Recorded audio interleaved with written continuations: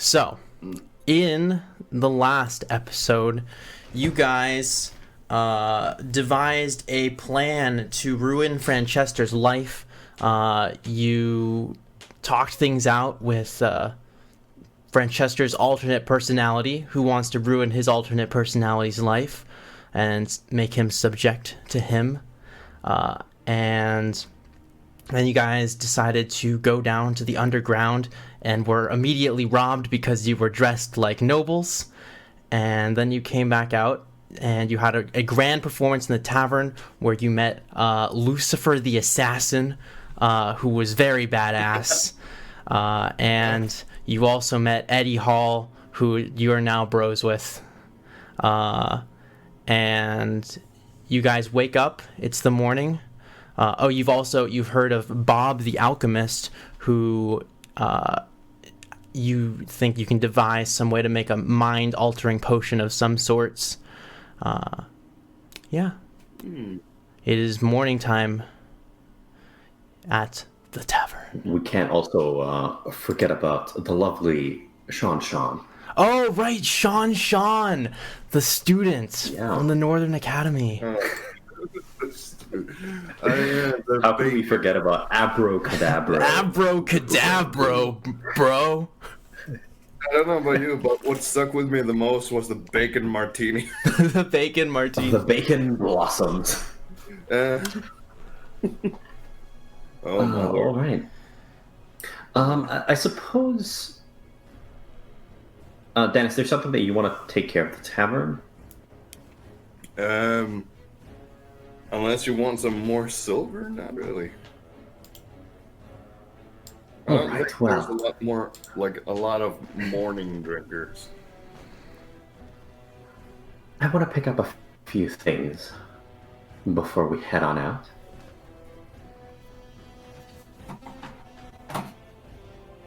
I think it's best if we first go and purchase some materials. I don't have one on me at the moment, but I'd like to get a forgery kit put together. And I think it would be best if the two of us got some rags, and I could use my disguise kit to, freshen you up a little bit. Safe for me. Oh yeah, you might, if you can, pick up lockpicks for me so we have an easier time going through doors. Because I do have sleight of hand +5. Usually I just snap through windows, but yes. Oh, in character. Sorry, I thought we were talking out of character there. Because you said Dan, so I was like, yes, me. Oh, did I? Okay. That's why I was confused. You said Dan. I was like, what? I did not transition into it. Yeah.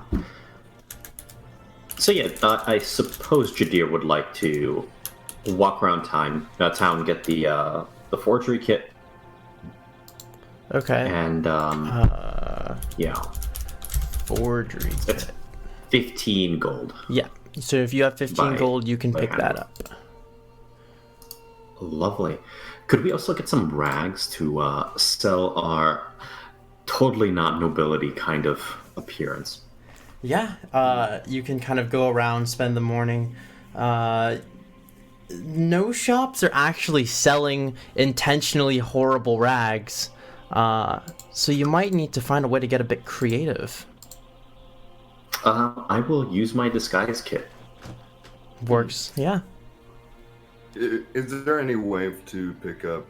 It might be very difficult for me because I don't really have the background for this, but is there a way for Gerald to pick up lockpicks somehow? Like a lockpicking kit? Yeah, just lockpicks. I'm pretty sure that would just be thieves' tools. Yeah, thieves' tools. Or is lockpicking kit an actual thing in 5e? I don't think so. I'm pretty sure it's just thieves' tools. I don't recall it. Yeah, it's just thieves' tools. Yeah. Well, Gerald, we're going into a very disreputable place. I'm sure we'll be able to pick one up there. Yeah, that is certainly something we can do. You can pick up thieves' tools for 25 gold.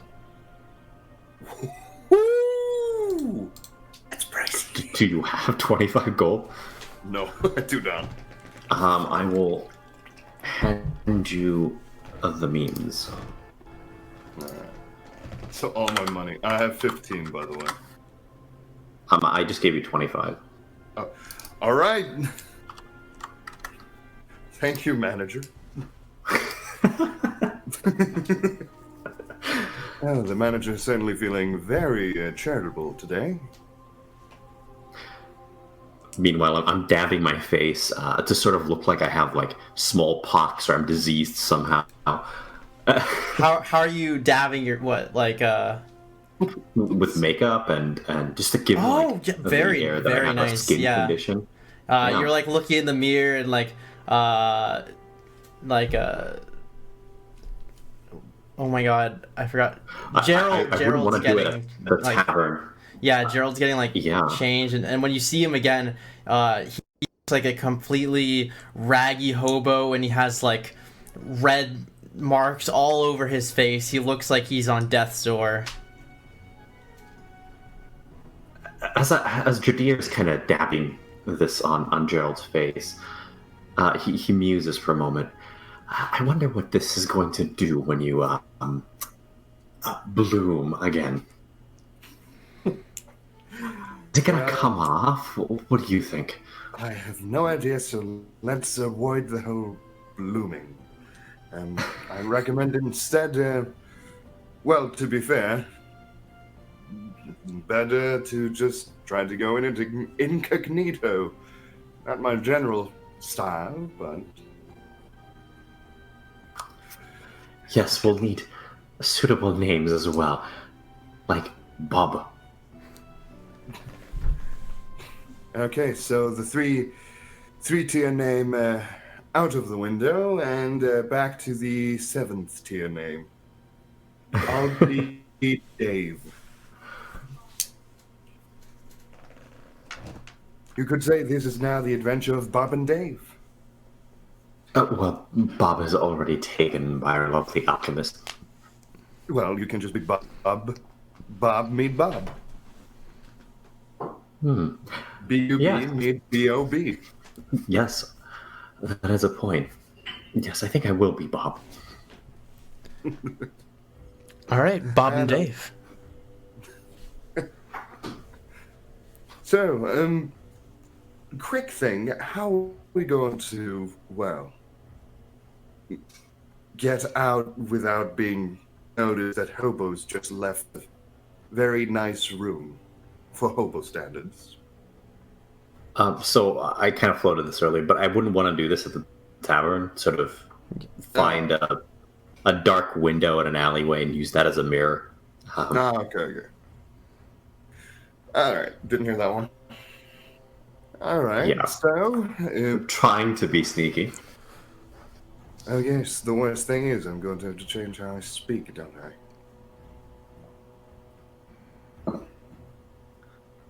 It's gonna be hard. I'm awfully bad at that. What if I just do the bro again?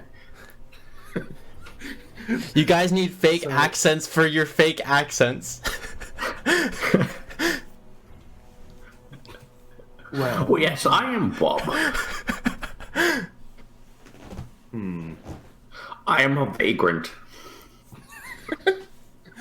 you seem to be much better at this than I am. Exceptionally diseased. Hello, I'm his cousin Dave. I am extremely... Shall we? Yeah, shall we get going then? Yes, remember, extremely homeless. Oh, poor me! Trying to find a man with a big white beard and goggles. This will be interesting. This will be. All right, so you guys go into the underground. Yeah. Yeah. All right, so you guys return to the cliffside, where you enter into the tunnels and down into the underground. And actually, let me pull up some underground ambience to really set the atmosphere. This is not exactly do we- underground music. Yeah. This is the most epic underground I've ever gone to. My God, is that a dragon hobo? This was supposed to be city music. Yeah. This is more like the Githyanki horde is barreling down the sewers. We're on a heroic last charge. Two hobos, Dave and Bub. Dave and Bub! The last stand of humanity. Oh my god. I'm gonna get him with my rat! Starts throwing rats! Oh my god, an urban druid that is a homeless man with fucking rats! The life goal is to own a bag of tricks. So you have infinite animals. Infinite weasels. Oh shit, that's a tiger. Starts throwing rats at the enemy! Weasel thighs! Oh, weasel!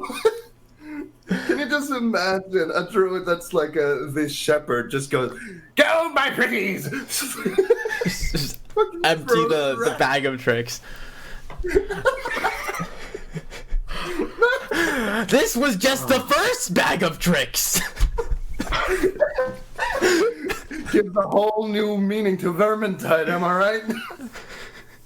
Oh no. That should be a feat. You can pull as many things out of the bag of tricks as you want.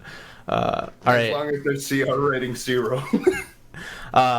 So you guys kind of descend down into these tunnels, going down the stairs and into the underground.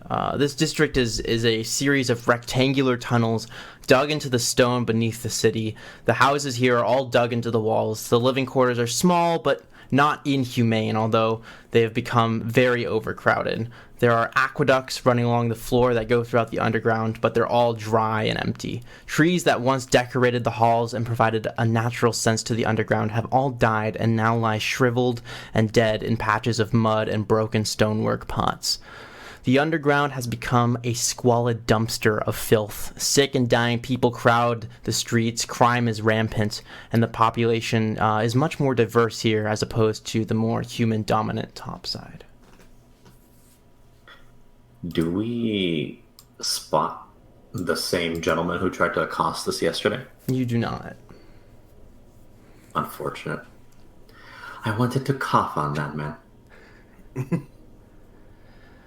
So you kind of like emerge out into this corridor, one of the entrances into the grid, which you kind of get a sense is very, very grid-like. There's a lot of people just kind of on the walls, laying down. It reeks down here as well. It smells like kind of piss and shit.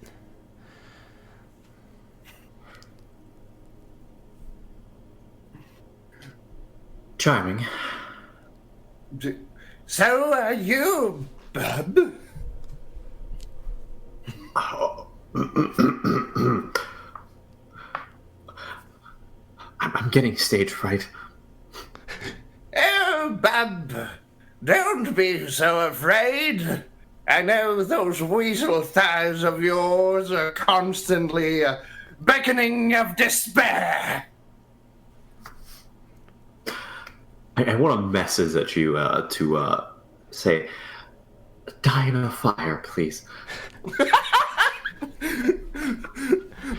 Can I return that with most likely will? Challenge accepted.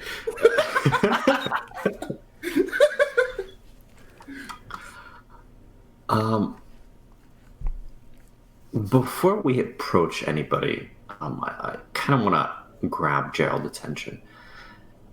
Do we want to talk to people here or proceed further in first? Unless you want the plague, I recommend you keep a straight road, traveler. He is clearly fucking with it. Who is Gerald, by the way? Wait, you didn't say that name. I'm going senile! I think at this point, Jadir kind of just loses hope and starts dragging Gerald towards the nearest people. Do I have to roll performance check for this because he's really trying to act it up? Yeah, sure. Roll performance. Do I get an advantage for incredible display? No. Damn it! It was worth asking.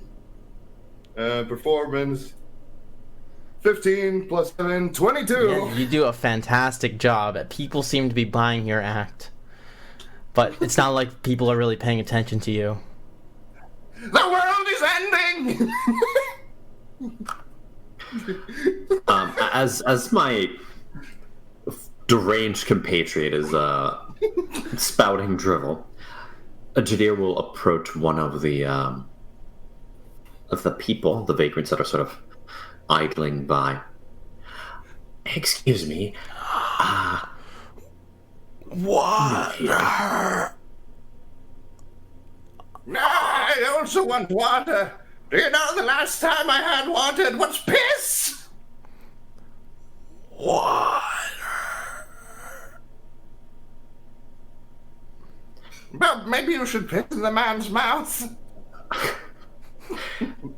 Can I see if this guy is putting on a show to scope us out? Is this Yeah, like sure, a security roll- feature, or are they like roll insight. legitimately? You just approach like a random person who's kind of like on the side. First person I see. Yeah. An insight of 12.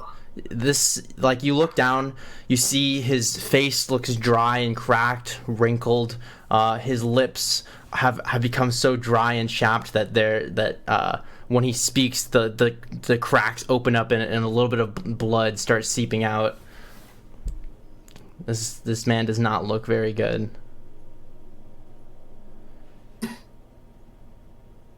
All right, moving on. Just completely disregarding that gentleman.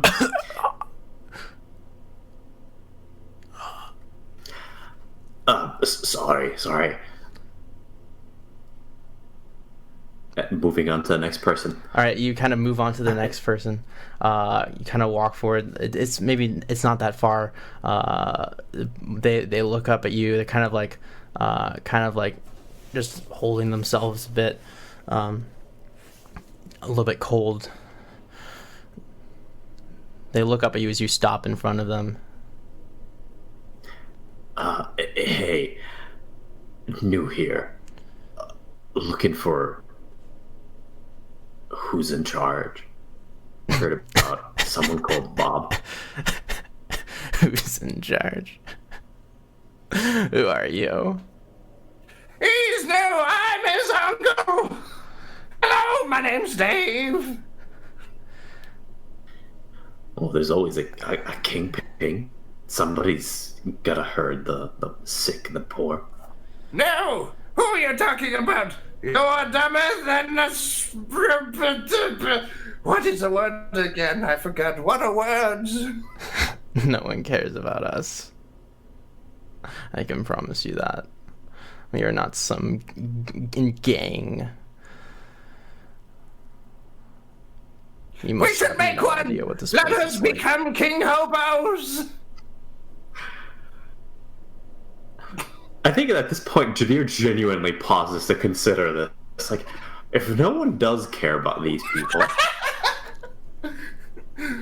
We will become a powerful force of hobos! yes, well, it could be the king of a heap of trash.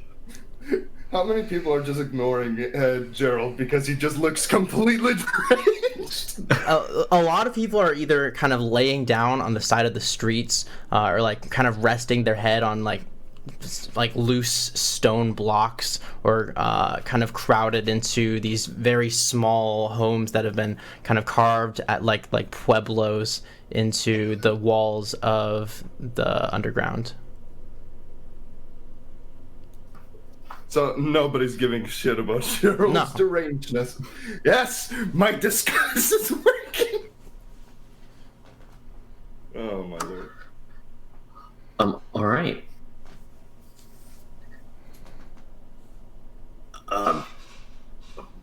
What was your name again? He looks at. Dan. Nice to meet you, Dan. I'm Dave. Do you want to go hunting rats? I love rats. I'm Bob. Here's my cousin. I'm looking for Bob.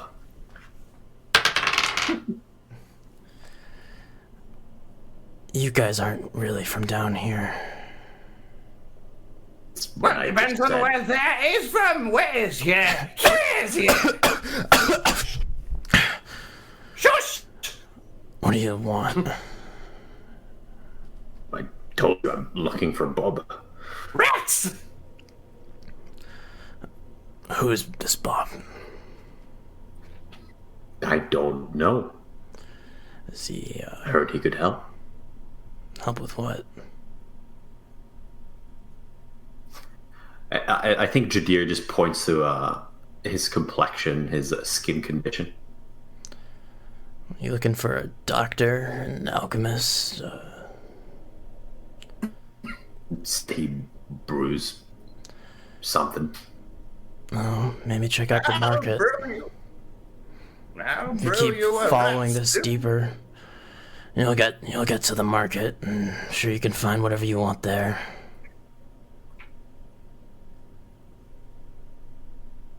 What about a rat stew? I make a mean rat stew. He looks to be like So just pretty much good ignoring man's you. Mind. I know. I'm just background noising it. The peanut gallery. I think I will take Gerald by the arm and like shepherd him as if he's gravely afflicted by some condition. Oh, look! A rat! I tried to pull and chase it. God. Wait, what are you? I- Wait, you're trying to? I, You're gonna try I on and purpose- grab a rat? now, I seem like I'm senile, like an old senile man. So when I'm like, oh, rat, it's like a child pulling, like having their hand hold. Like, No, let me get the rat! People are definitely avoiding you. Yeah. I think I'm gently shepherding you down the path. So are you trying? Where are you trying to go? Towards the market. Okay. That we just learned about. Yeah. Would leave Dan behind. So you eventually you spend quite a bit of time kind of walking through these stone halls, kind of following the aqueduct as you go deeper into the underground, and you eventually find your way into kind of a weaving network of rusted metal corridors and rooms. On the small glances, when you look inside various places, you see different races talking quietly, passing things between themselves, or sometimes injecting themselves or ingesting various goods. And then you eventually kind of arrive into kind of like a more open area where there's much more activity, lots of trading going on. You see different kind of shops, not like named, but like kind of like in the Pueblo style that you saw earlier in the underground, but kind of made out of rusted metal. There's a lot of kind of different places to see and go here.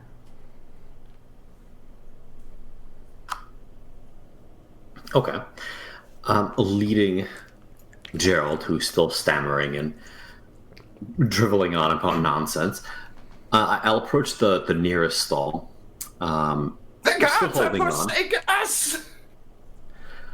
And sort of lean uncomfortably close over the counter towards the shopkeep. You kind of lean in and you see there's like weapons lining the walls, and yeah. Sweet pieces, friend. Anyway, I'm looking for a man with a big white beard. Where's Goggles? Looking for Bob. Bob the Builder! No, I am Bob, but I'm looking for Bob, yes. Alchemist is over there. Who needs alchemy when you can have rat stew? You look over your shoulder in the direction that he nods his head, and you see what looks to be one of those houses carved into the metal, with like kind of like a faint green glow coming from it.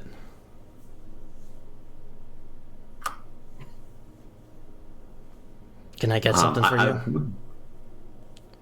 So yeah, we would head toward- I'm assuming we're currently headed towards Bob's place. Yeah, We're you there turn now. around. You turn around and get there. You find your way into this room. It's more of a workshop filled with giant vats and crazy chemical mixtures all over the place. Twisting tubing and beakers filled with bubbling fluids line the walls and desks. Colors are stained across the walls in explosion patterns, like a room scale piece of like splatter art. And you see in the very corner this hunched over, kind of like hunchback figure tinkering with like kind of long white hair, poking at a beaker with like different tools.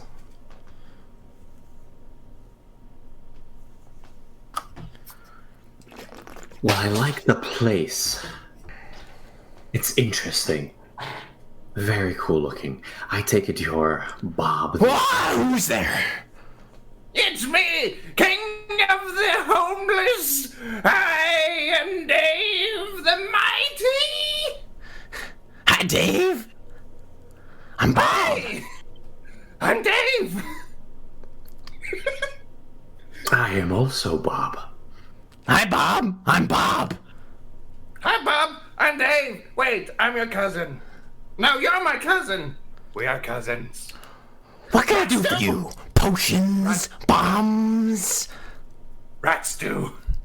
rat stew with acid. Ooh. Is it tasty? Yeah. Do you want? Oh shit, I'm lagging out. Oh god.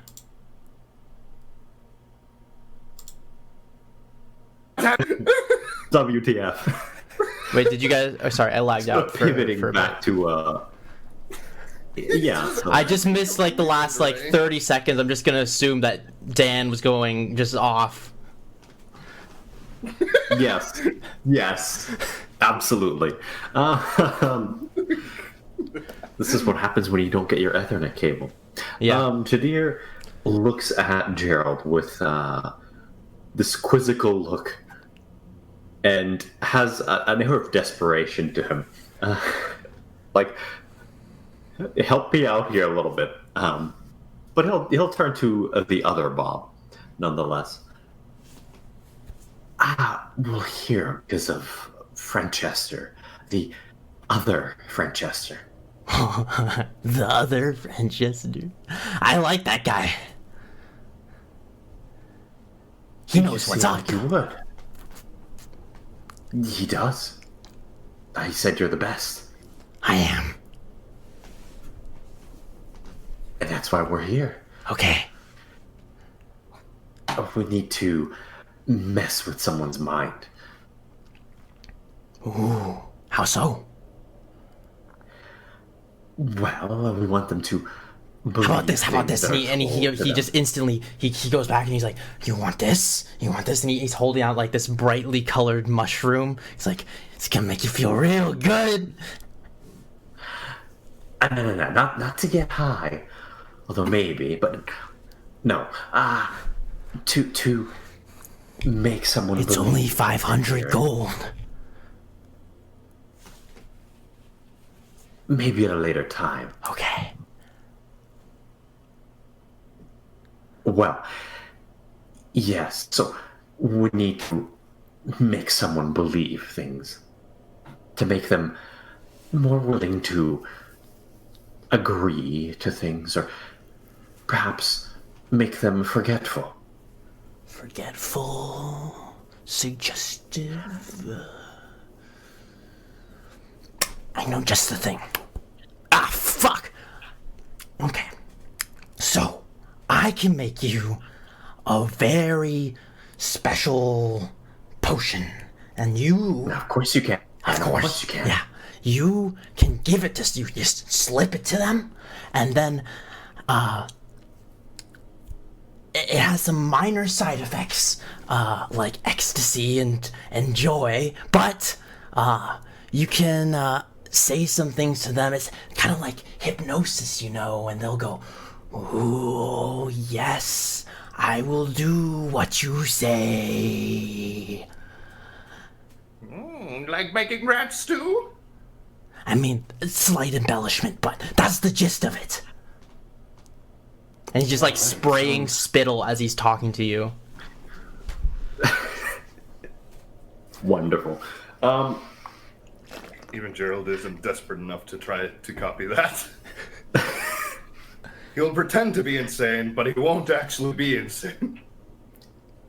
I think Jadir would try to sell it and not draw away from the gentleman as he's spitting all over us. Well, that sounds good. That sounds good. That's what we want, right? Yeah. All right. Okay, one problem. I'm fresh out of delirium netherbite, which is the primary ingredient here. Can you get it? Depends who has it. Where's it growing? Well, you can buy it, or it's a little bit difficult to come across. You would have to track out all the way into the wilderness south of the city. It's quite a difficult journey, or you can buy it.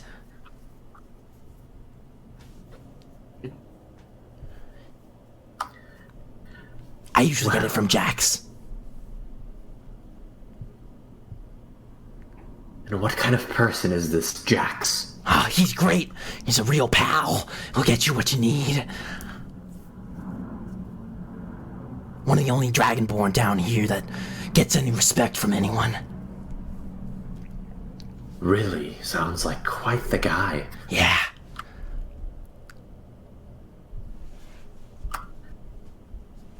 Alright, aside from getting you your ingredients, what else do you want? Well, Gee. the nether bite probably goes for a couple hundred gold, so, calculating the rest of things, 200 gold pieces if you can get the nether bite. Alright. And it grows south of the city, you say? Yeah, but, it's, quite a ways. If you talk to Jax, I'm sure he can give you some tips. And where can I find this Jax?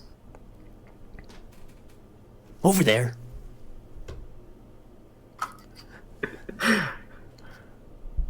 Like, Jadir totally wasn't expecting this. Just like, gives like a quick, like, 1-2. Breaking character a little bit, like, what?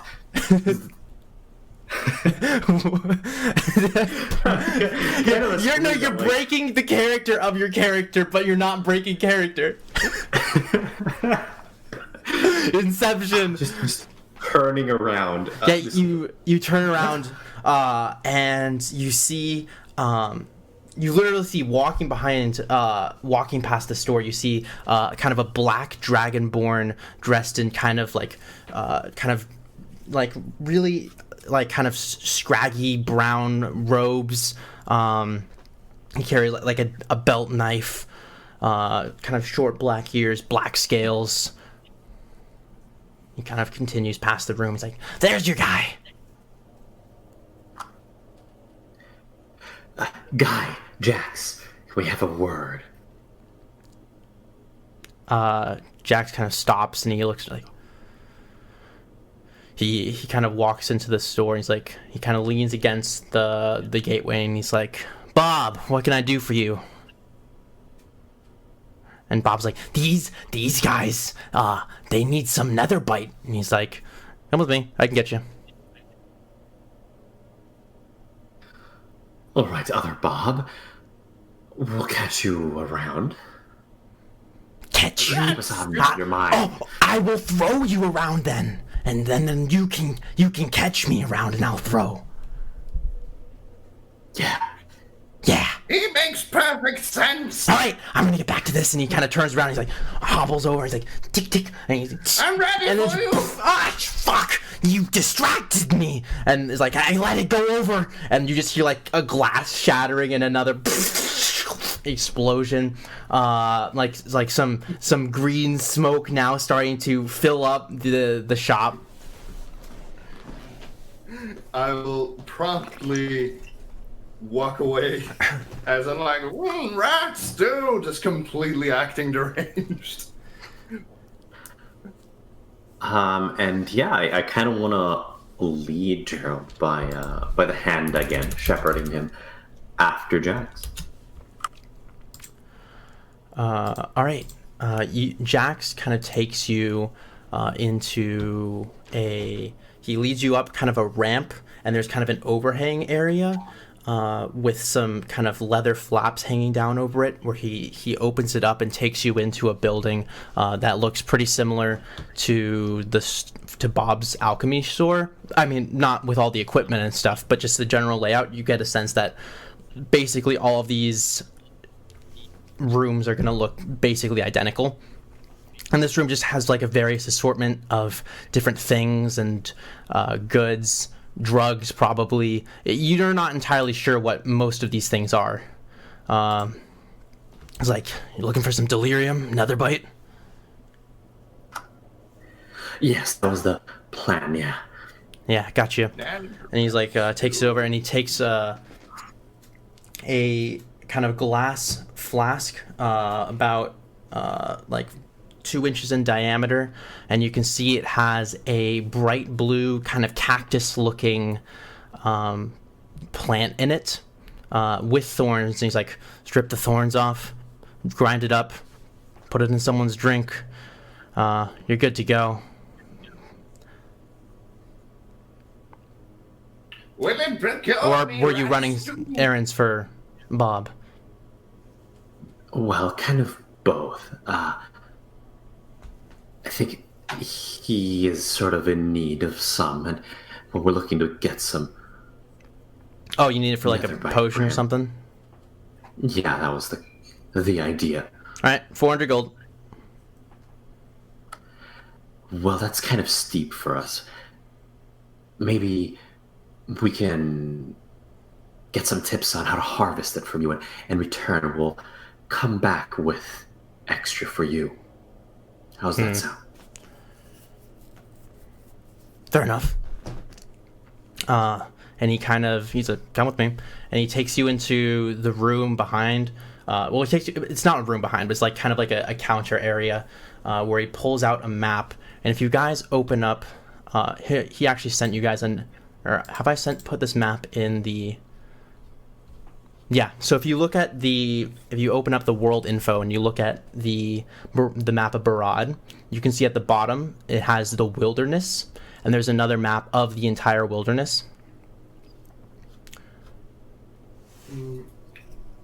If you scroll up, there it is. it should, yeah. And he, Yep. Where did you say it was?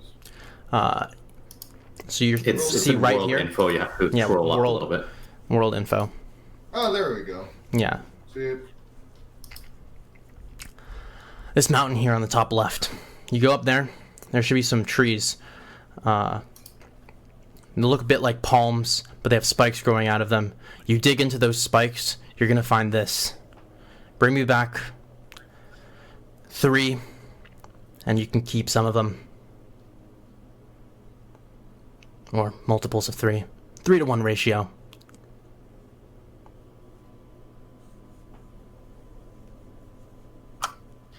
And how much do you think Bob's gonna need to brew his potion? For 1 dose, you just need 1.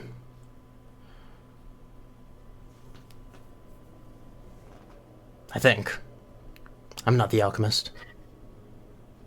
About your ratio, you wanted us to get you 3 cacti. I for us to keep one? Price of info is high. I mean, of course, I haven't told you everything. Well, we accept. All right, when you're out there, and you kind of like, better not double cross me. I will find you. I would expect nothing more from Bob Supplier. When you're out there, you gotta be on the lookout for red ones. Something that is a rather new scourge upon the wilderness. They look kind of like red, viney creatures. Really gross things. Like walking things with vines growing out of them. If you see them, avoid them at all costs. There's a lot of really nasty things out here. It's very dangerous. If you do encounter a red one, I found that steel blows, blunt, to their lower spine will cripple them.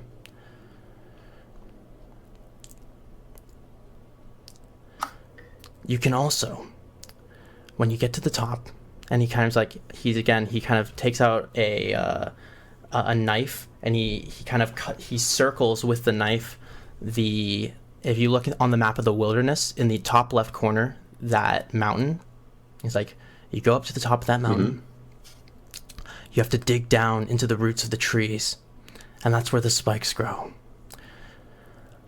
Only harvest them during the day. If you harvest them during the night, things will come out. The grounds become more active in the evening.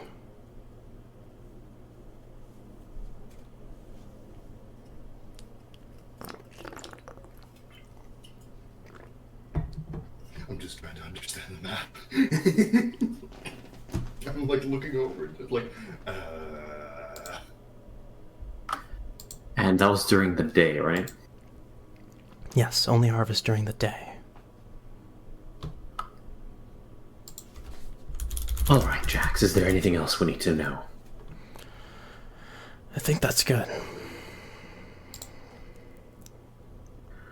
All right, Jax. If your info's good, I'm looking for renewed relationships with you. I think we can be of great assistance with one another. rats, dude. Good to hear it. Just in the background. Get to it. I'll be here. All right, my friend and I will get on it. Gives you a nod.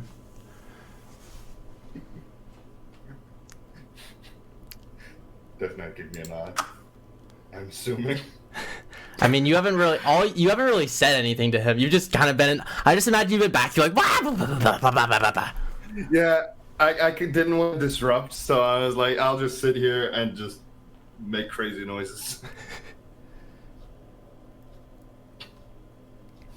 But yeah, Jadir would herald Gerald out of the room and sort of very quietly, rats too? What the fuck, man? I whispered to back, like, very suddenly. I don't know, just figured that's something homeless people do. I had to go creative. They do? I haven't been around many. I wouldn't know. Neither have I. I'm just taking a wild jab at things. Anyways, rats do! Oh, how succulent it is!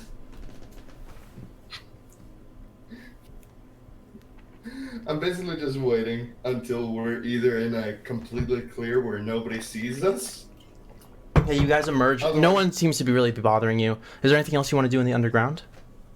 Yeah, the very first shot that we encountered, the one with the weapons, I would like to pick up a quarterstaff if they have them. They do. Yeah. It is...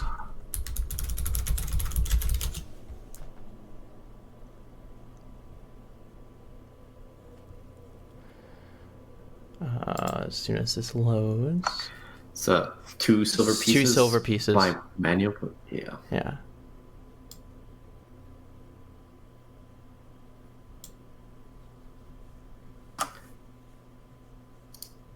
Let me just know if you use different prices for stuff, and I'll use the basic bookkeeping 5e on my end. prices. Yeah. Okay. For most things, Yeah, I can when it always comes just, to magic items, Google that. I usually vary pretty significantly. Yeah, I figured. Like that- the decanter of endless something water is an uncommon item, but I would probably price that at like 5,000 gold. I was planning on picking one up. Right at the stall. Darn.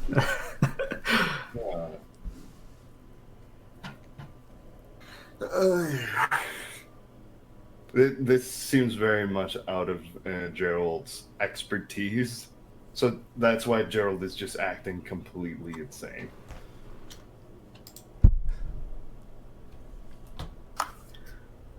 Gerald, is there anything you need?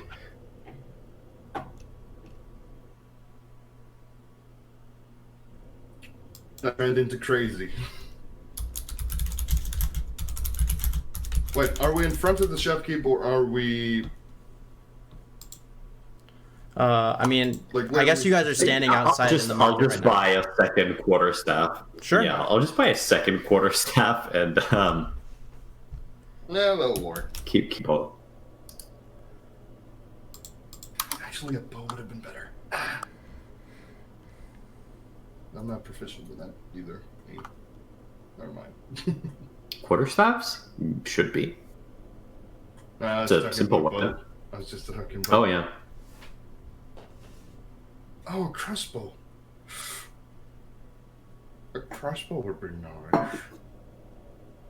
You could do one. How pricey is a crossbow? I think it's 15, but don't quote me on that one.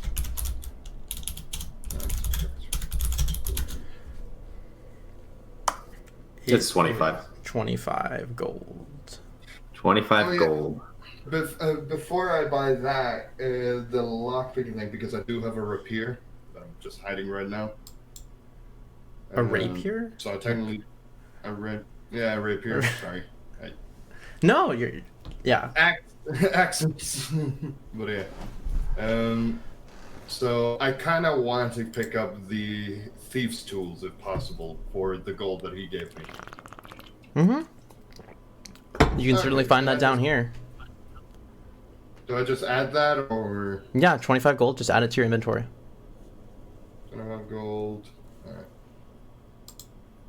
I'll add it as a separate thing because I'm going to lose it pretty much right away.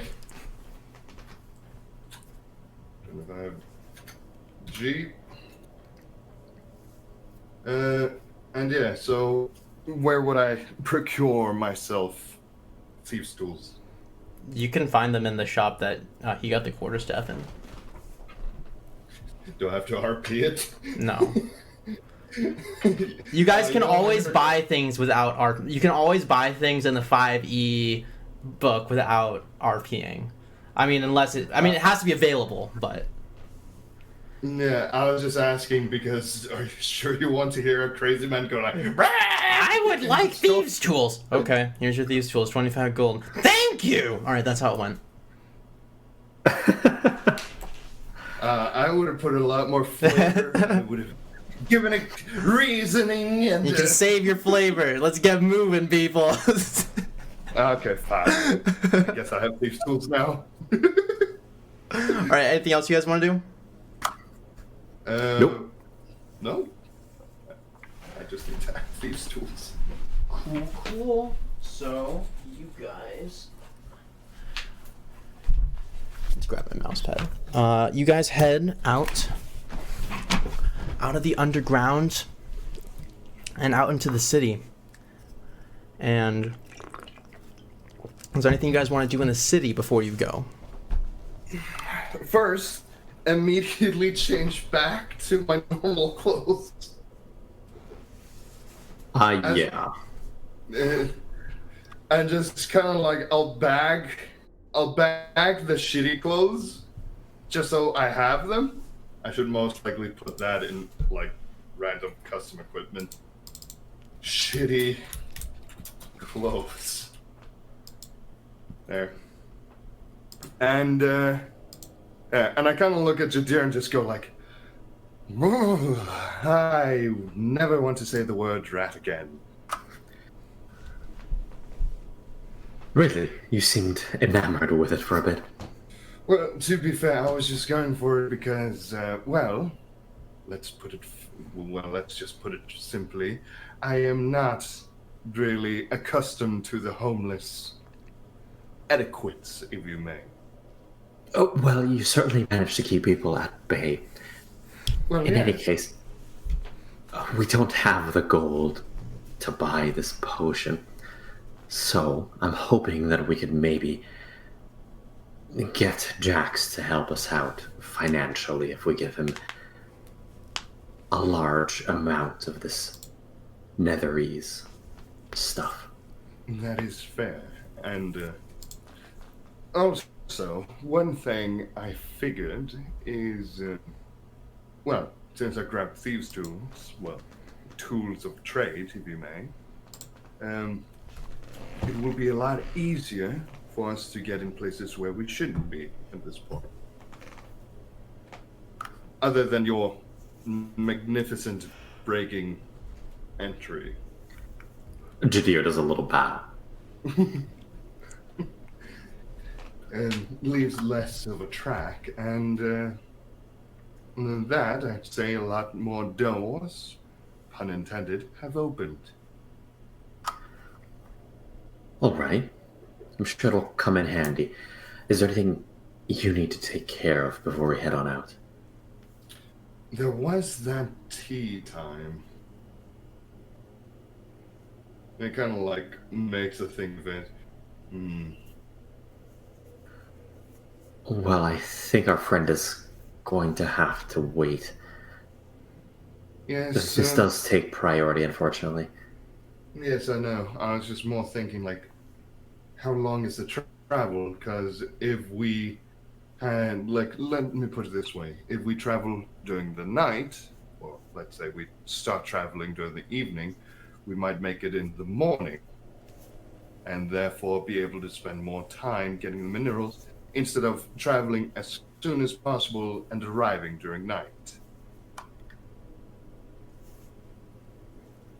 I'm not sure what your plan is, with our friend. Let me. The only thing that I'm thinking of is that if we have free time, we can do it. But this all depends on how many days, how many hours it takes to get to said location.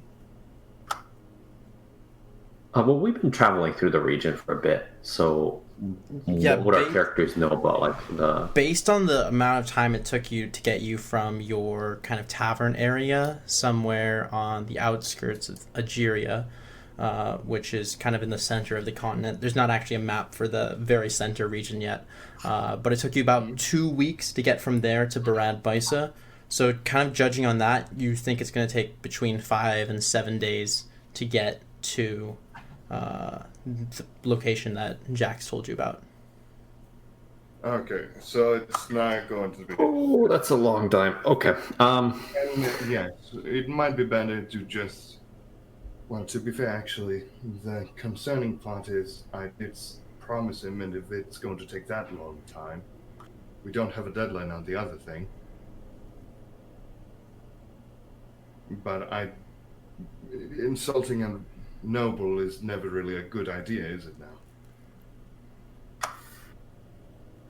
Well, it wasn't really pendant on a calendar, was it?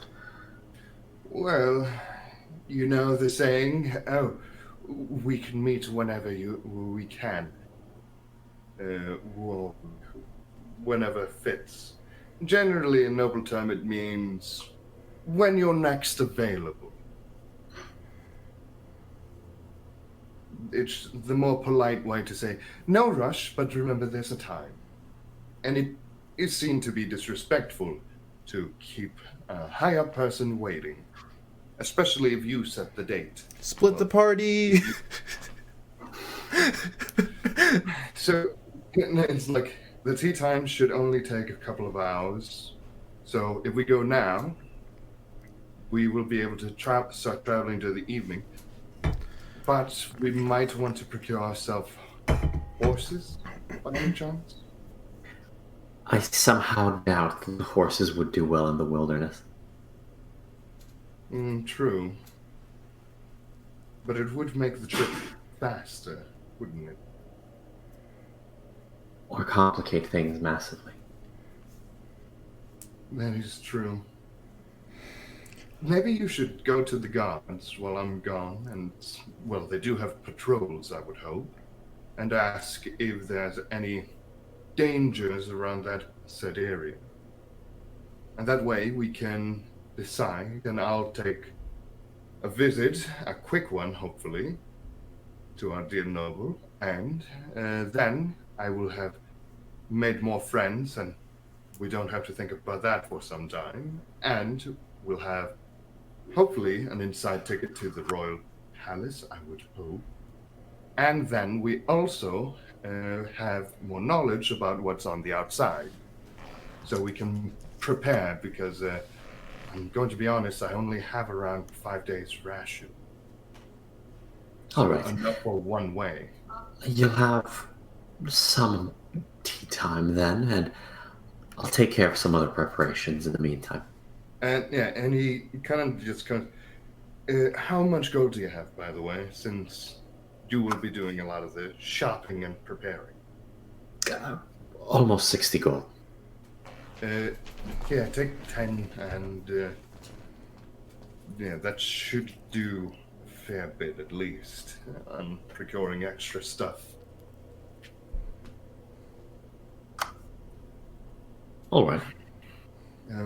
So I will try to see our dear noble friend, and you gather information and supplies for the travel. Rations top priority, I would hope. Unless, do you know how to hunt? I don't. Then It's rations. not really my thing. Yes. So rations top priority. So, anything that we need to do together before we head off? No. All right then. Well, then, all I can say is best of luck on the gathering, and, well, wish me luck as well, because, you know, with the nobles, you never know how it's going to be. Right. Well, have fun. I will try. And good luck. I really hope he doesn't have any daughters. And, yeah, I think this is where we split off, and, yeah. So he's basically procuring stuff, and I'm going to do the tea time. All right. I'm assuming you're changing your clothes. Yeah, I said in the beginning, Okay. as soon as I got proper place, I bagged the shitty clothing. Let's get what tea time music? Oh, I know the perfect music. I know. Oh no. Oh god. Wait, are we starting on the tea time? No. We can start with Jadir. Let me do my thing in the Yeah. background, please. Okay. If at all Yeah. possible, yeah. Yeah, Alright, that's fair. that's what I was thinking. Yeah. Let's open up.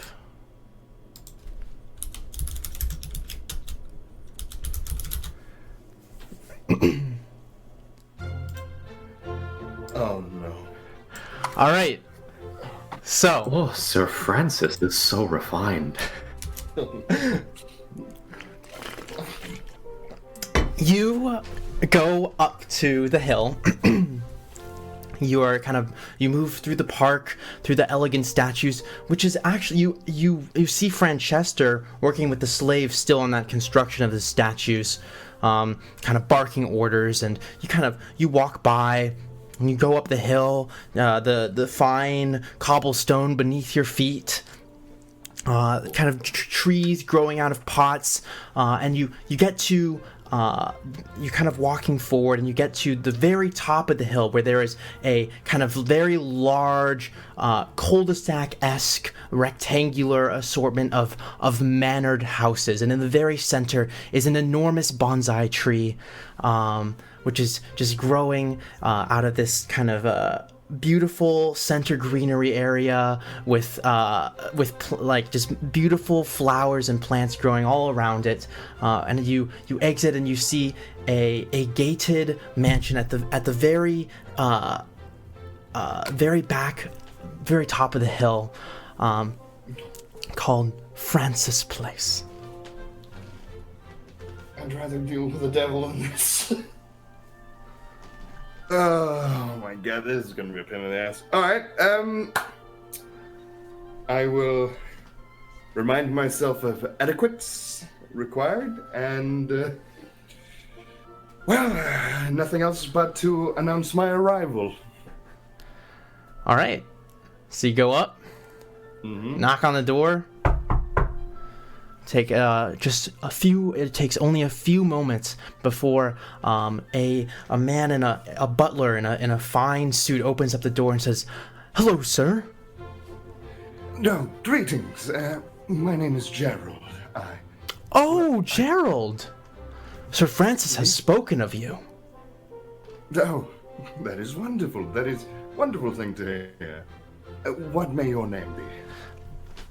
My name is Castal.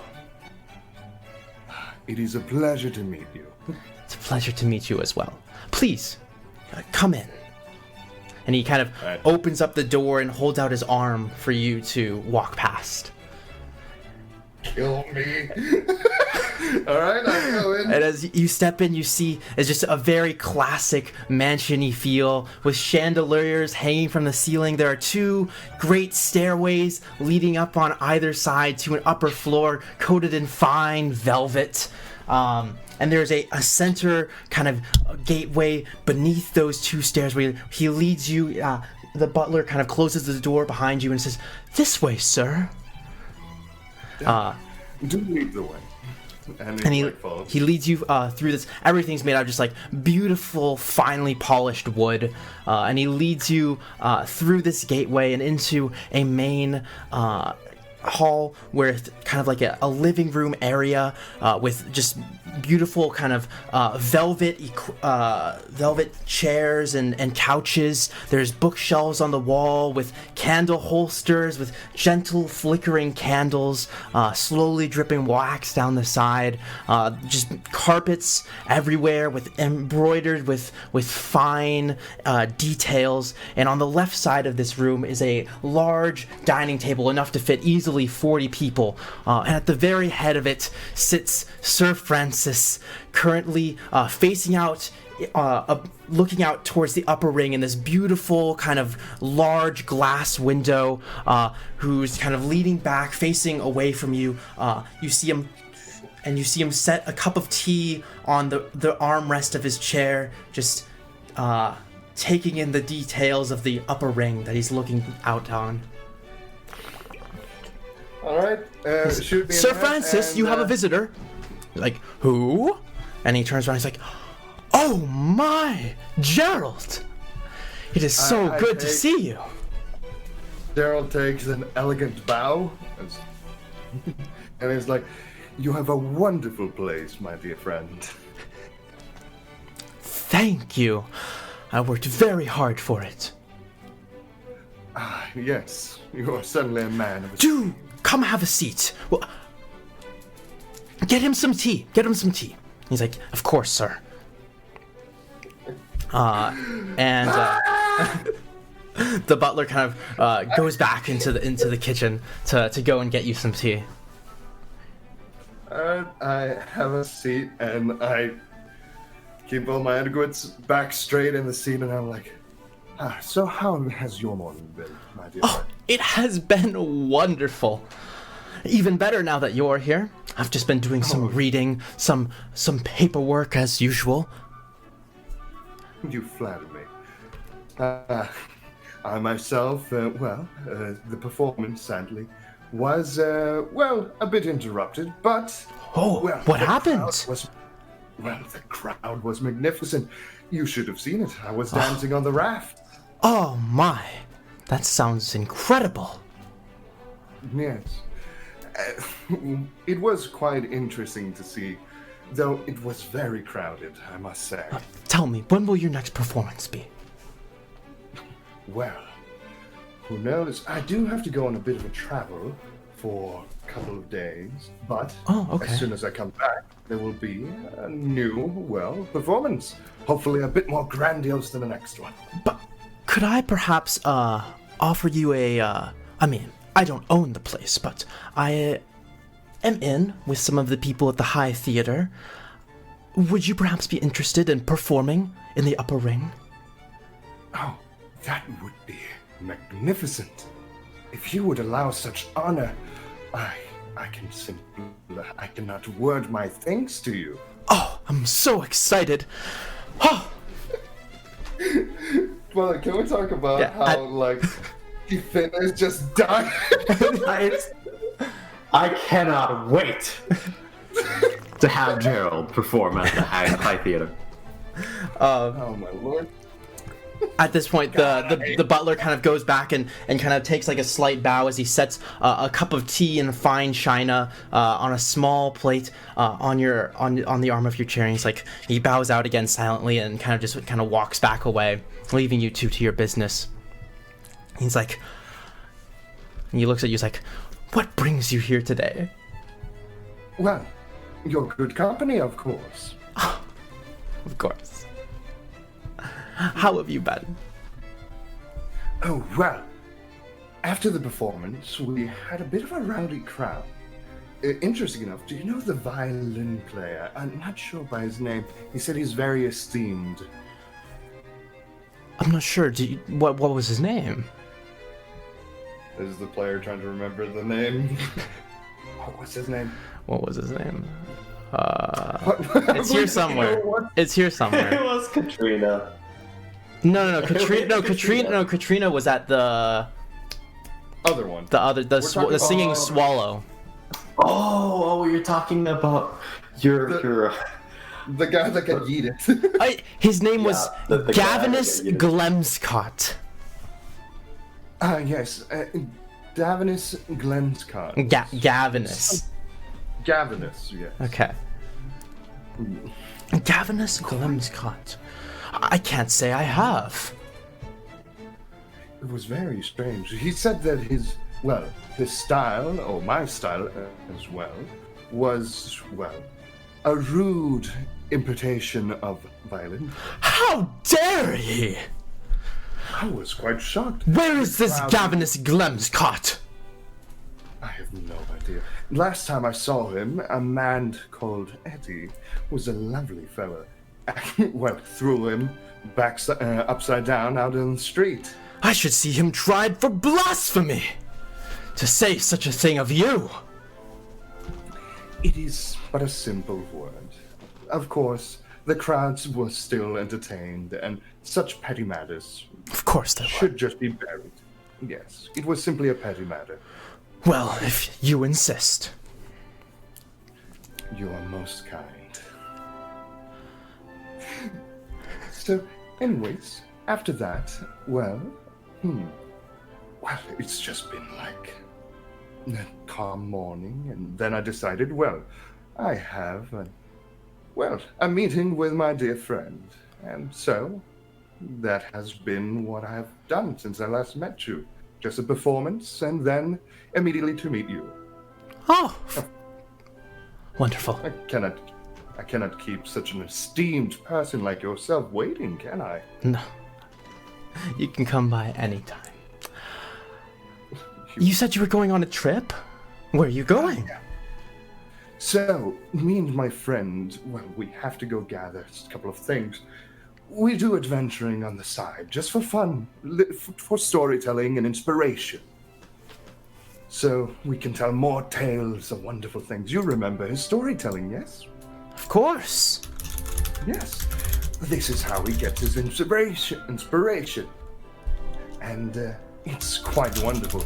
Sometimes, of course, we deal with gloomy things, but we see sometimes the most wondrous things. That sounds amazing. It is wonderful. He kind of stands up at this point, and he sips his cup of tea as he walks forward towards the window and looks up at the sky and out at the city and turns around to you and gives you a deep look, really observing you. And he says, "Now, there is something I've been thinking about quite recently. However, I think a man of your nature must prove himself to be a truly incredible performer before I would engage in such a thing. But my daughter Rosemary..." Yes, daughter!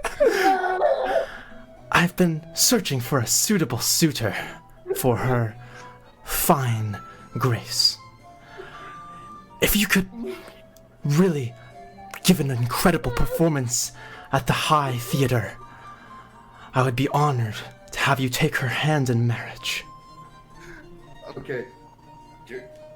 As a player, give me a second, because I now have to give a very sad love story speech on Gerald's side. Oh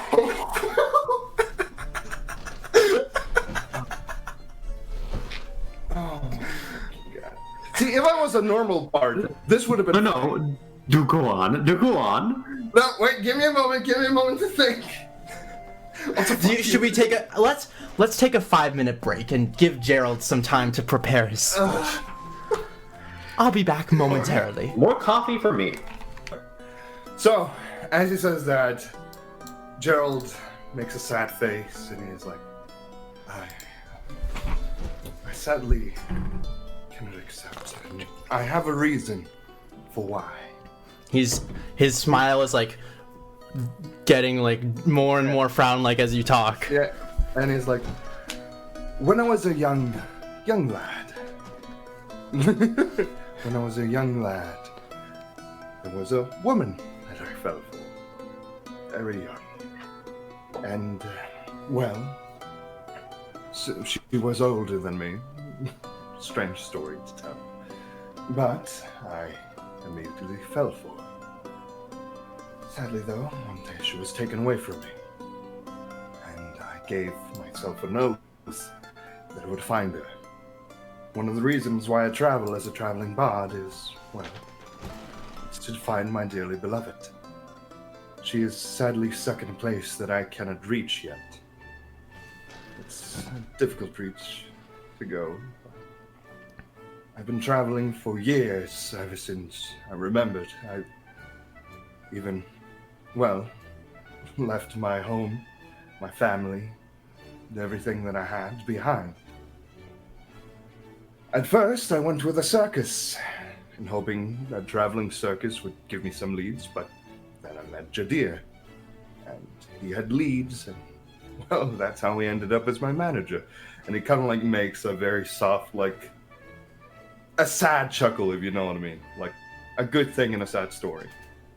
And he's like, but sadly, the trail is still cold. No matter what I try, I haven't been finding anything. But I know deep down that my dearly beloved, she is somewhere out there. She was always very tough. A very sweet person, but very tough. And, well, you wouldn't believe how far I've traveled just to find her. Just to tell her that one more time, my love for her. No matter where I look, it seems like she keeps evading me. Either by someone else's choice or by a string of bad luck. Make a performance roll. Do I get an advantage or no? No. Because technically this was all truth, and Yeah, no. 8 That's why plus it's- 7 plus equals 15. Let's see. He looks at you and he's like, I understand. However, I will still see that you perform at the High Theater. Perhaps in time you will find a new way to lend your heart some care and change your position. Of course. I promise you, if I ever in my life change my view and stop chasing her, we'll come straight to you. Very You're a well. man that I highly respect. And also, if I do find her, I want you to meet her. I think you and her will have a laugh because, trust me, she's... Where do you think I learned how to sing? She's the one who taught me. He kind of walks over to you and looks down, and he's like, he like takes a fist to like his chest, and then he puts it on your shoulder, and he's like, from man to man, I think my daughter would be a much better suit for you. But regardless, I respect your independence. And then he's like, Kepler, see this man to the door. I have work to attend. And a different butler Takes like a deep bow. comes out, Alright. and Francis gives you a nod as he walks up a small wooden spiral staircase, kind of hand running across the banister up into the room above. And the butler leads you to the door, lets you out, says, good day, gives you a slight bow, and closes the door behind you. Alright. Couldn't gone better, but, you know, at least he wasn't totally pissed. Well, that went well for a noble talk. I go meet Jadir! All right.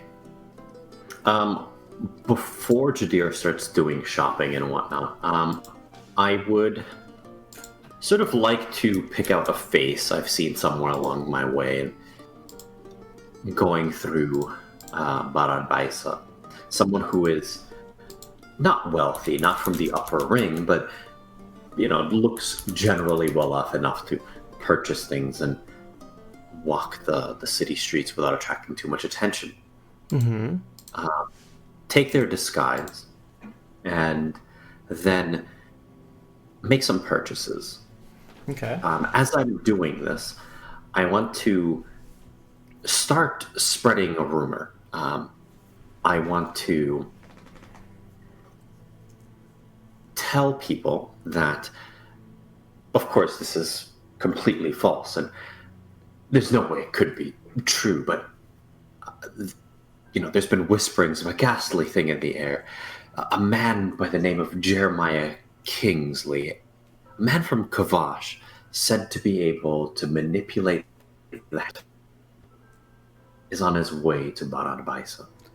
Manipulate what? You like The hand of fate. the hand of fate. Okay. Roll a persuasion.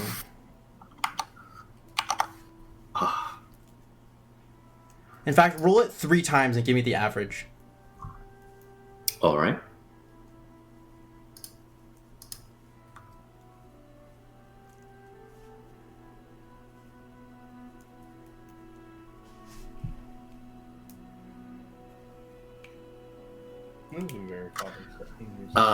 Rounded up, I get a 12.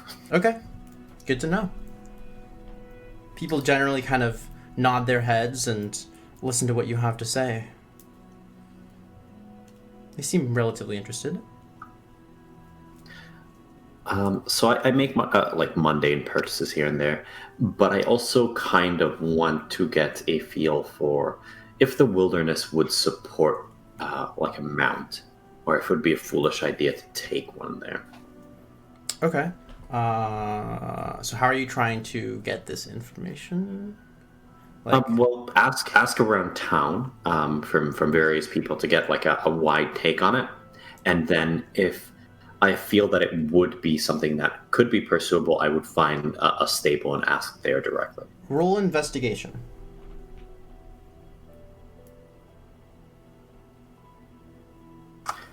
11. 11.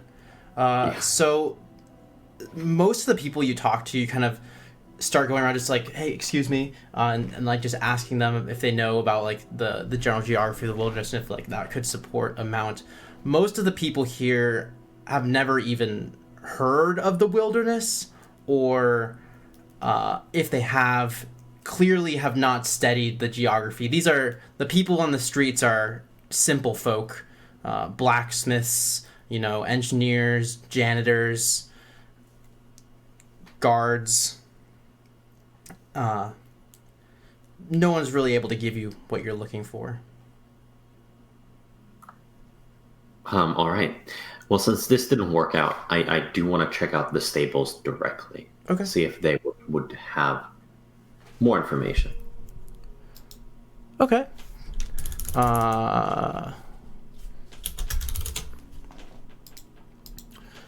So the man, so there's a person running the stables, and you ask him, and this man has traveled a great deal around, and he explains that he's done a great deal of traveling on horseback around the various areas of the continent. The wilderness is not some place that he has explored in great detail because it's very dangerous, but he does tell you that he has walked along the edge, especially between the fall rains and the kind of border between that and the region of Barad, and that it looks very dense, and that a horse could make the trip, but he would not take his own steed in.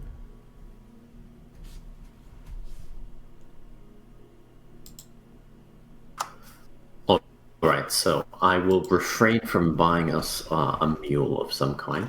And as I was kind of walking through the city streets, the last thing that was sort of on Jadir's mind was the possible location of some kind of boarded up warehouse or other very obviously underused, discarded location.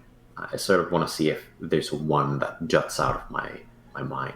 You remember there being plenty of kind of abandoned, kind of shady locations in the underground, but everything in the overground is definitely in use, as the population of the city is quite high and there are a lot of things that need to be done. Every building in above ground has a use. All right, that's it for Jadir. All right. Do I bump into my dear friend, Jadir? What was that accent? Yeah, you. I assume you guys just like meet up at the park or something. I'm going to suck your blood, Jadir. Blah, blah. Okay. Wow. Yeah. I think Jadir at this point is having flashbacks of rats. No, I was saying that as a person.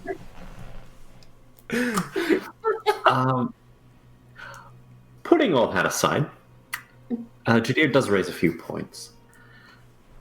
Well, we need to come up with some kind of place to store the slaves when our dear friend relinquishes them. Yes, that is true. You know, the word of the town is that apparently a brothel is a very good place to go.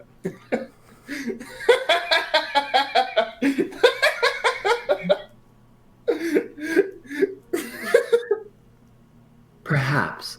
I think the game master, our dear game master, should explain why he finds this so amusing. I'm sure you guys saw the chat. I was not entirely sober last night.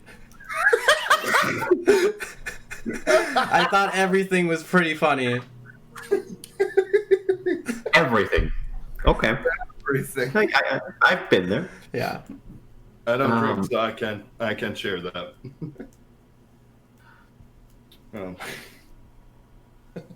But yeah. Well, there are a couple of places. Are the majority of the slaves dragonborn, yes? All of them, yes. Well, then perhaps after we're done doing this, we might, quote unquote, plead to our dear friend, Jack. Actually, even a better way. We were talking about where to hide them from temporarily, right? Well, the problem is he must release his slaves and let them go on the loose, and then the problem needs to be righted. Don't you think Jack would... Well, perhaps we can poke Jack, our dear Dragonborn friend, to see if he wants to see a couple of his brethren free. We make a good friend. The problem is they must then go back. True, that is true. We can't have Franchester's position in the city be too jeopardized. We must just have him sign his life away. That is true. So,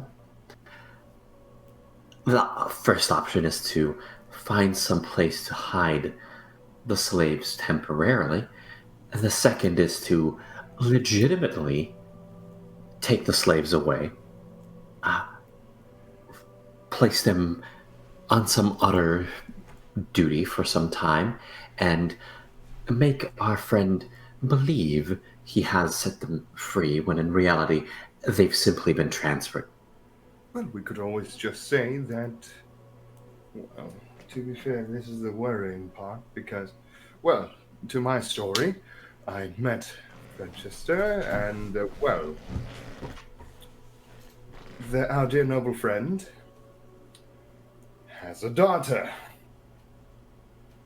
That sounds wonderful. Now, that is the worst possible thing that could have happened, because he, well, tried to offer her hand to me if I succeeded on doing a wonderful performance. A performance? Well, you're always good at those. Well, yes.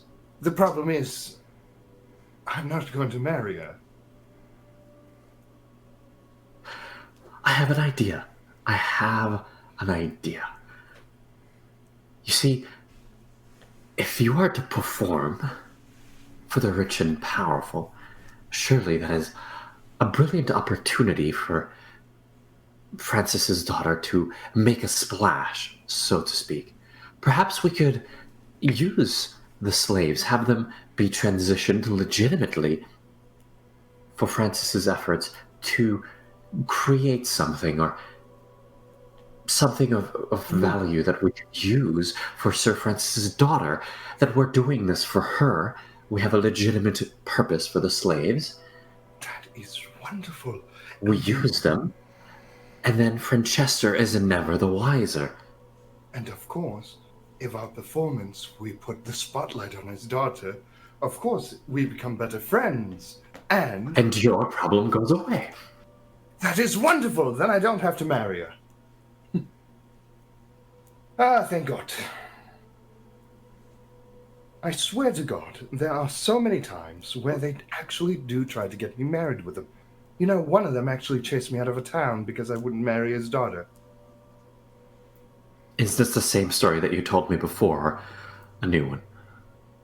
Oh, well, it's happened a couple of times. I think Jadir is kind of like flabbergasted at this. Let me put it this way. Working at the circus only earns you so much.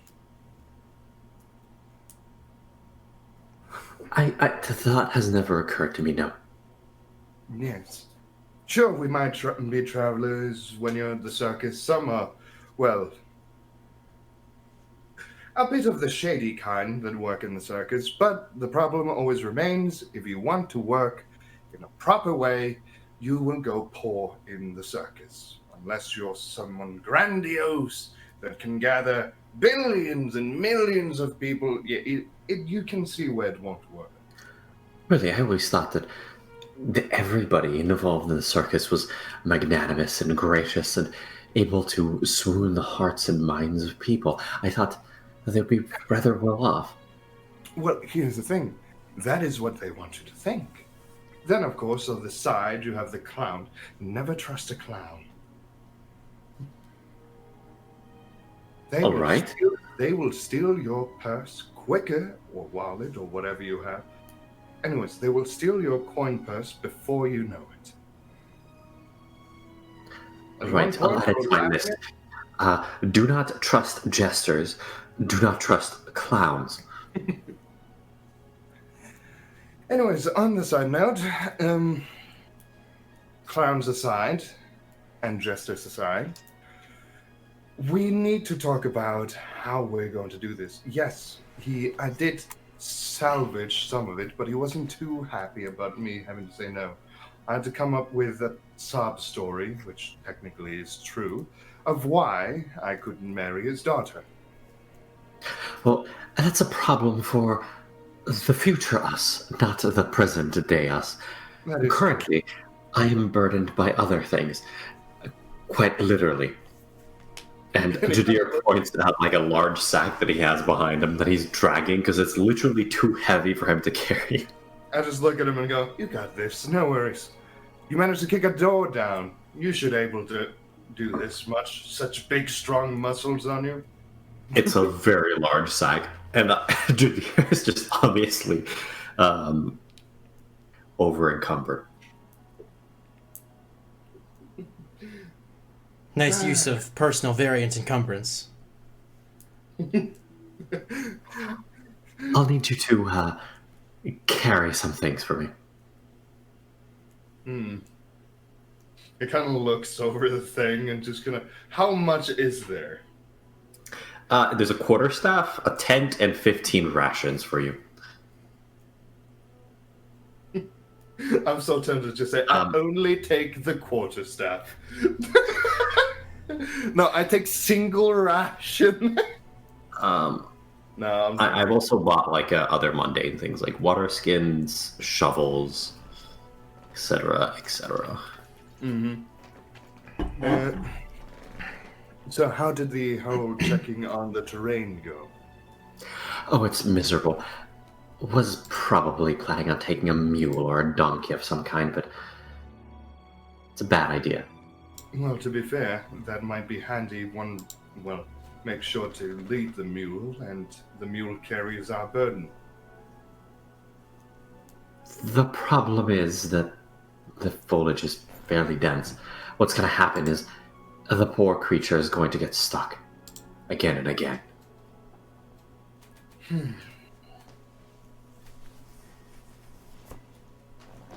So, on feet then? Unless you can fly. He kind of thinks for a moment. You are a butterfly. No, not yet. So, I've seen you soar before.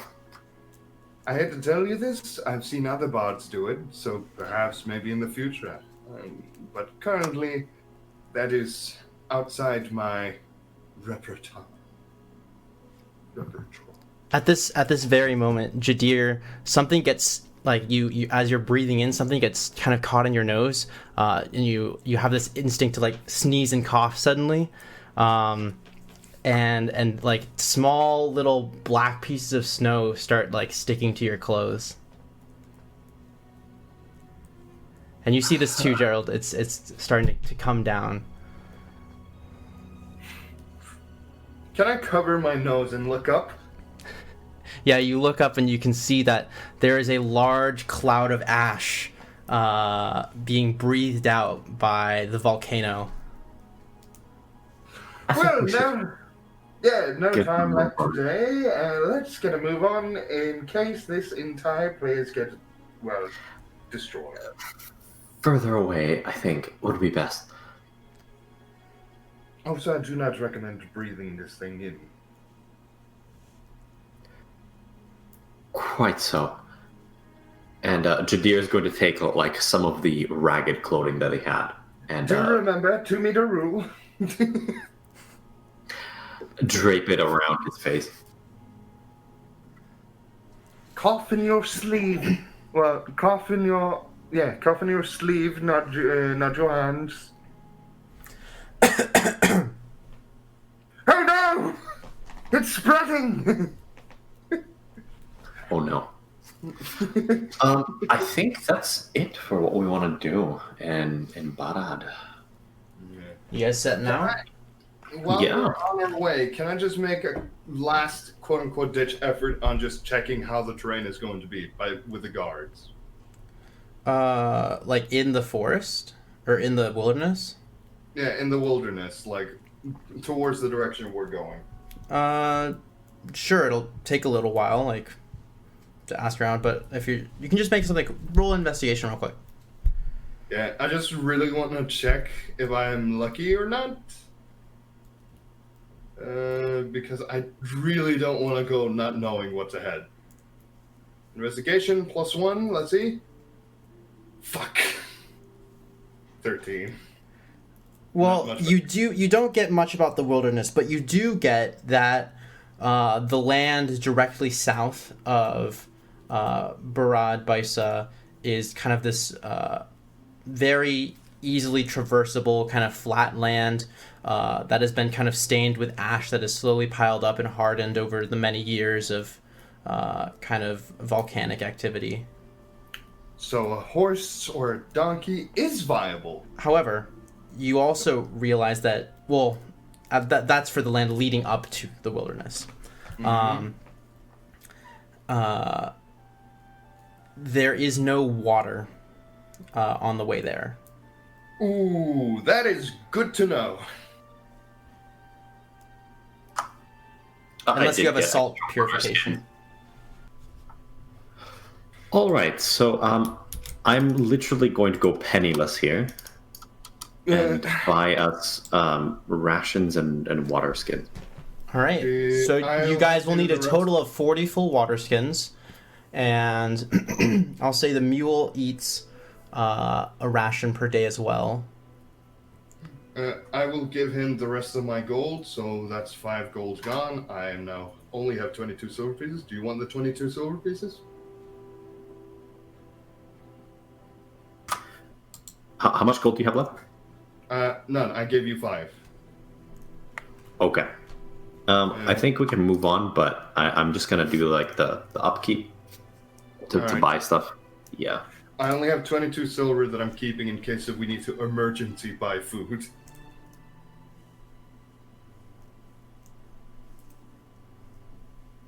Emergency cash is literally 22 silver. I've never been in this predicament before. Yeah, it's interesting. Oh boy.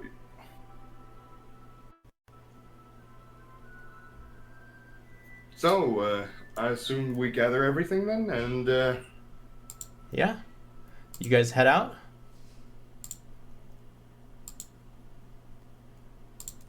there's only a crack shot apparently. Yeah, and that'll be it for me. All right. So you guys... We have 25 rations on my end and 50 water skin. All right. So, you guys head out of the city.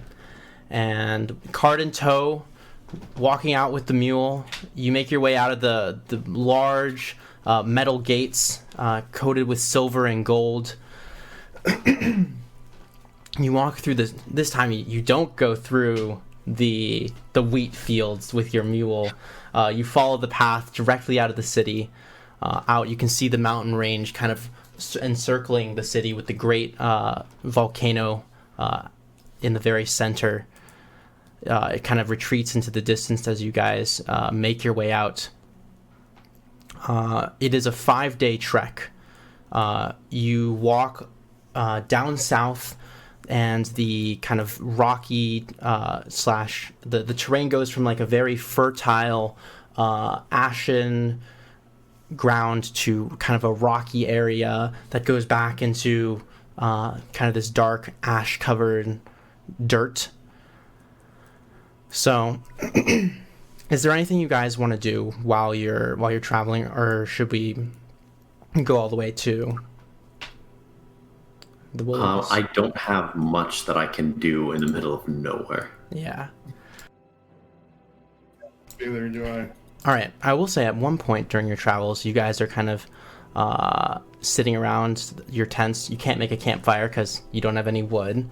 So it gets a little bit chilly, but you guys manage to get by just fine.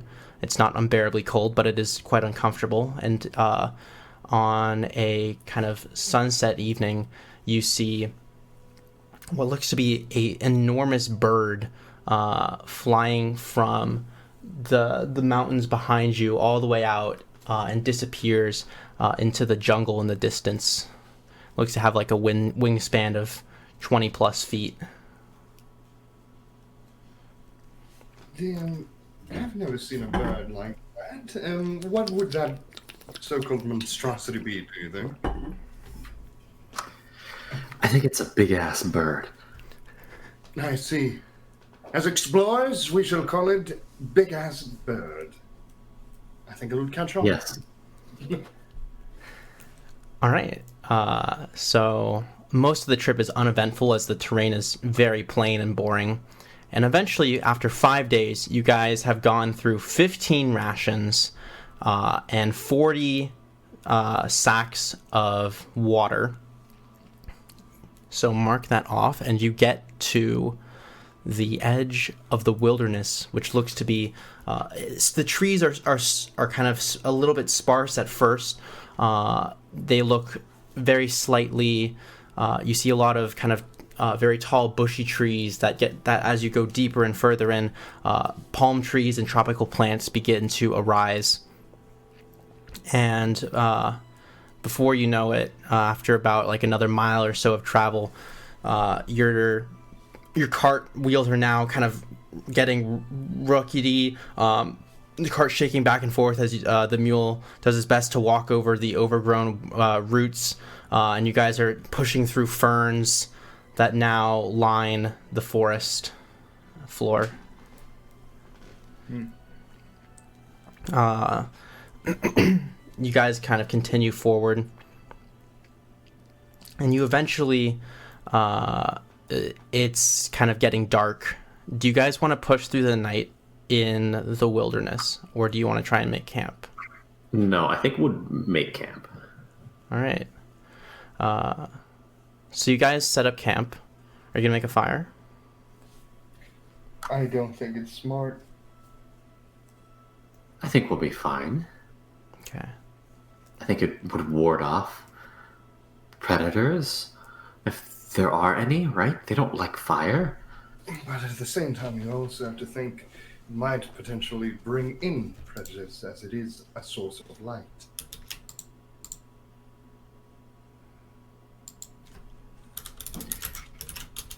Look, it's fucking cold, alright? I know. I am very cold myself. My main worry is I don't really want to be snacked on during my night sleep. Actually, you know what? Screw it. All right. We'll set a campfire, but we'll take a long rest, but we'll let it be so that, well, one of us has to stay guard while the other one sleeps. I do not trust this place, and I'd rather not, well, get chewed into pieces. Though it is strangely mysterious. I don't think that is a concern. Do you think It's just the that... woods, right? Well, you know what they say, welcome to the jungle.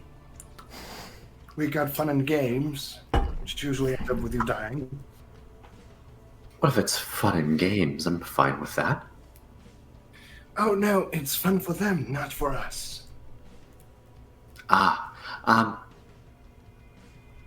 Very well.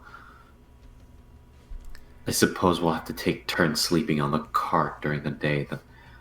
Also, we have to make sure that the donkey is well rooted somewhere, so it won't run away if anything attacks.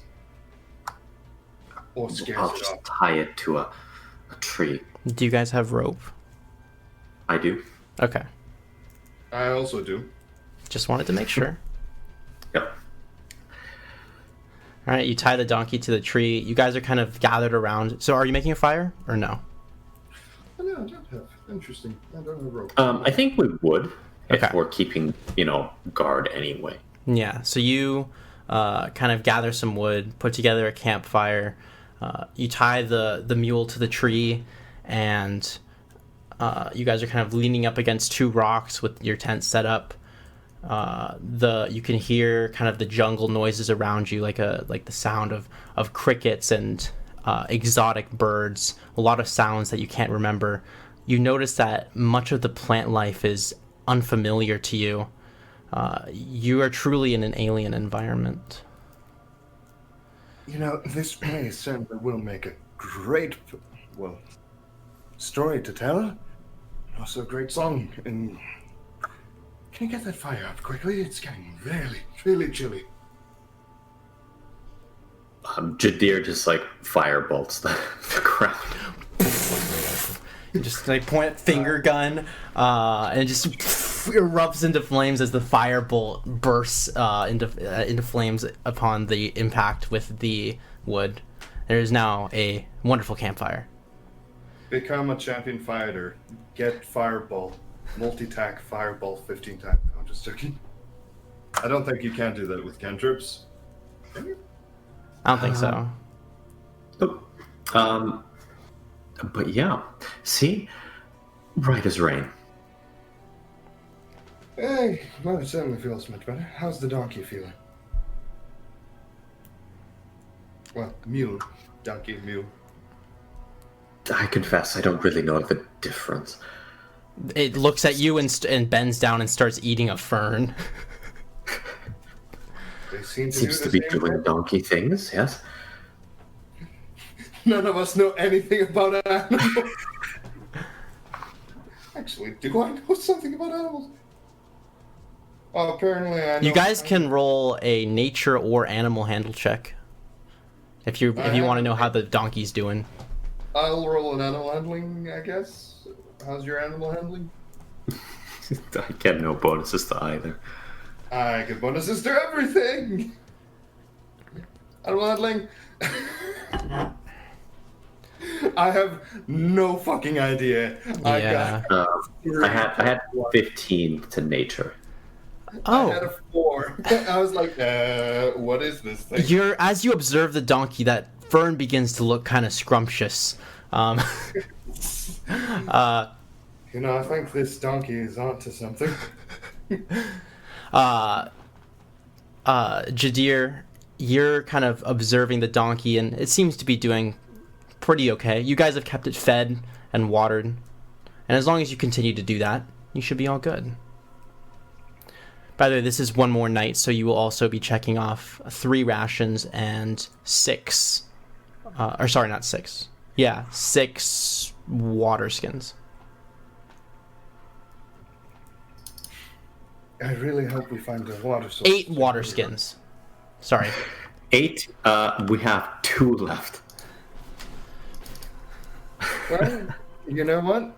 They did say there should be water here. So, I guess that's our plan to refill tomorrow.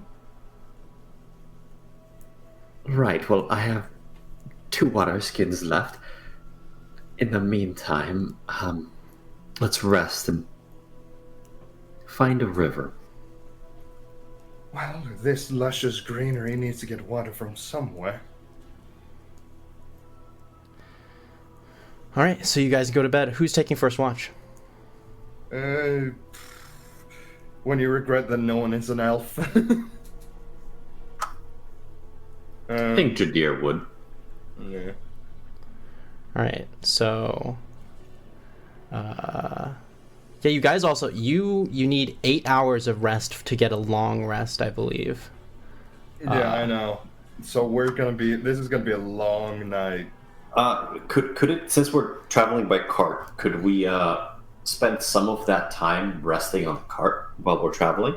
Yeah, but when it comes to moving through the jungle, actually, yeah, resting would be a little bit more difficult in the cart, but I'll say that one person can rest. One person has to be navigating, but one person can rest in the cart while you guys move through the jungle. Yeah, so like we'll take shifts kind of napping, so we're not entirely exhausted. All right, so you guys, so are you doing this in increments like 4 hours then, or if you guys are taking an 8-hour night. I think I think first we're taking an 8-hour night just so we get the night over with. So you guys are And both we- going to bed, or? No, I'm going to sleep, I think. Yeah. Gerald is going to sleep, and he's going to stay watch, and then during the day, he'll sleep in the cart, and Gerald will pull the cart along. no. I think that the better solution is to go like 4 and 4, and then during the day spend time alternating. Can we do that? I'll allow it. Alright, that works. So that's how it goes then, I guess.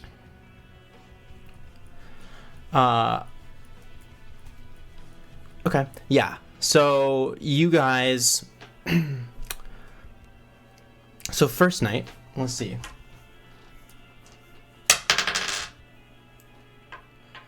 Jadir, your shift goes by uneventful. Gerald, you are kind of sitting. Jadir kind of wakes you up to put you on watch. You go back to sleep. You've been sitting out for about an hour or so. It's maybe like 3 o'clock in the morning. And as you're sitting out, you look up and you can see the stars in the night sky, just completely beautiful. From what you can see, the palm leaves kind of cover most of the sky, but you can see little peaks of starlight filtering in through the jungle canopy. And you begin, after a couple hours, you hear a slight rustling in the distance. How does the donkey look? The donkey is asleep right now.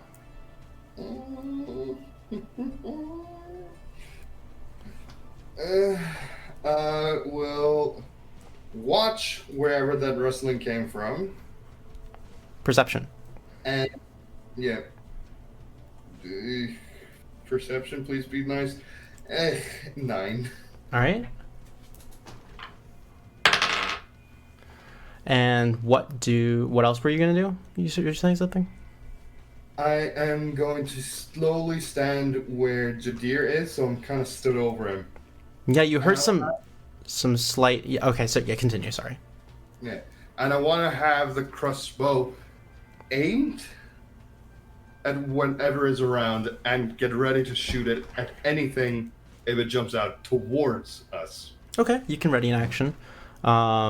You heard that slight rustling, and about 2 minutes goes by, and you don't hear anything else. I'll just keep sentineling the ever-living shit. If right. there's something that jumps towards us, it's like, crossbow aimed! All right, so you've been standing there, like your heart beating. Another rustling of the leaves nearby. Aims at that, doesn't shoot. Remember, the ready action is only if it jumps towards us. Okay. The mule wakes up and its ears kind of go up, and it kind of looks around like this, and then it kind of stands up. The mule kind of like looking around, very alert. It kind of backs towards the campfire. And silence all around you. About 5 minutes go by. At this point, I wake up Jadir because the mule waking up is a bad sign. I kind of like tap him with a foot, like dunk dunk. I think Jadir would bolt up. What is it? Something is around. It both spooked me and the donkey. And I think it is very much stalking us. At this point, the campfire has faded to like a glowing pile of embers, and the illumination is not very good at all, if any. Do you? Oh, fuck. I don't have dark vision. You're the only one that has. Yeah. I have it to 120 feet, if that matters.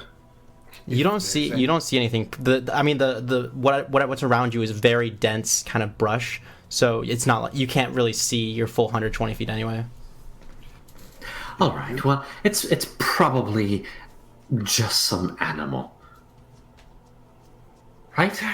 That is the concerning part, and it seems to be going very much around us over and over again. All right, we'll just scare it off then. With what? Jadir uses minor illusion to like let out this burst of a whistle. All right. Roll intimidation? Roll whistling. Roll whistling. Is there any quick thing? I got a 12. Okay. You let out a mighty. That's my best whistling. Just pretend I amplified that by like here. Max out my volume real quick. Okay. Okay, that's phenomenal. I think you're proficient in performance. Thank you. You let out a mighty whistle, and you hear a couple birds take off above you at the site of your sound, and you hear like as the sound of the birds kind of taking flight, and then the silence returns all around you, save for that of crickets and the occasional cracking of the embers remaining in your fireplace.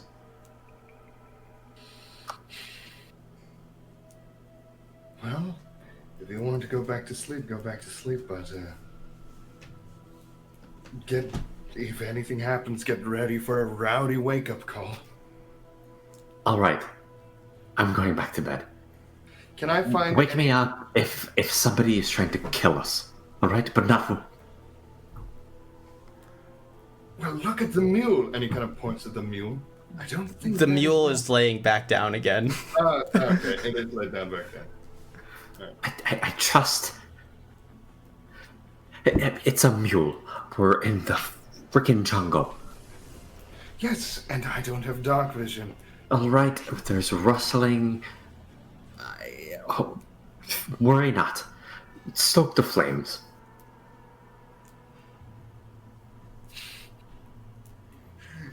You know then I'll see nothing, right? Look, if people are trying to kill us, wake me up. Without it, forget about it. Very well. Don't blame me. Jadir just pieces back into the tent. Can I just, while I'm doing this, kind of look for sticks and leaves just to extend the fire's life a tiny bit longer? Yeah. Roll a survival. Please be kind to me. You have not been kind to me at all. Sight? Nope, 9. So as you're going to, you gather some sticks around, you reach down into like a bit of brush to pick it up, and as you take out this kind of like piece of broken off wood, you put it in your arm, and as you turn it over, you see there's like a spider like this big, like an enormous spider about like the size of like a bigger than a baseball on it, and it's just sitting there motionless, hairy, disgusting. Really quickly, whack it off. All right, make an attack roll.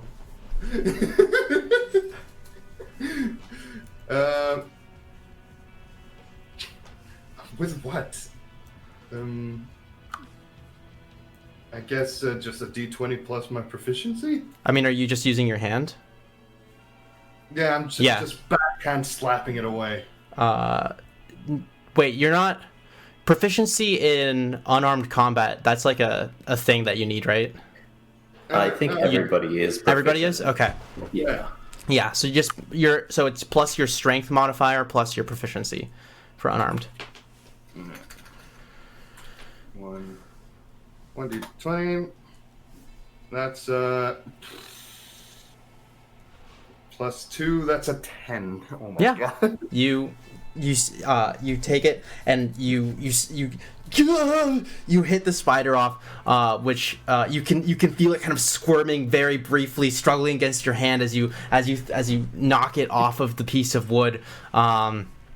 It slams into the tree and then back on the ground, skittering down into the brush. You're now holding kind of like a wood cut, like a stick in your hand. It's like pretty sizable. Yeah. All right, and I make sure to put that on the. Well, keep in mind, I put leaves first, get a good fire going, and then I let it slowly start burning the big fire because I know if you put a big old log of fire, a big log on just a dying fire, it will just extinguish it. Yeah. So you're able to build up a fire and get it going. Yeah. The rest of the night passes uneventfully. Morning comes. You guys are standing around the embers of the fire as light comes in through the canopy.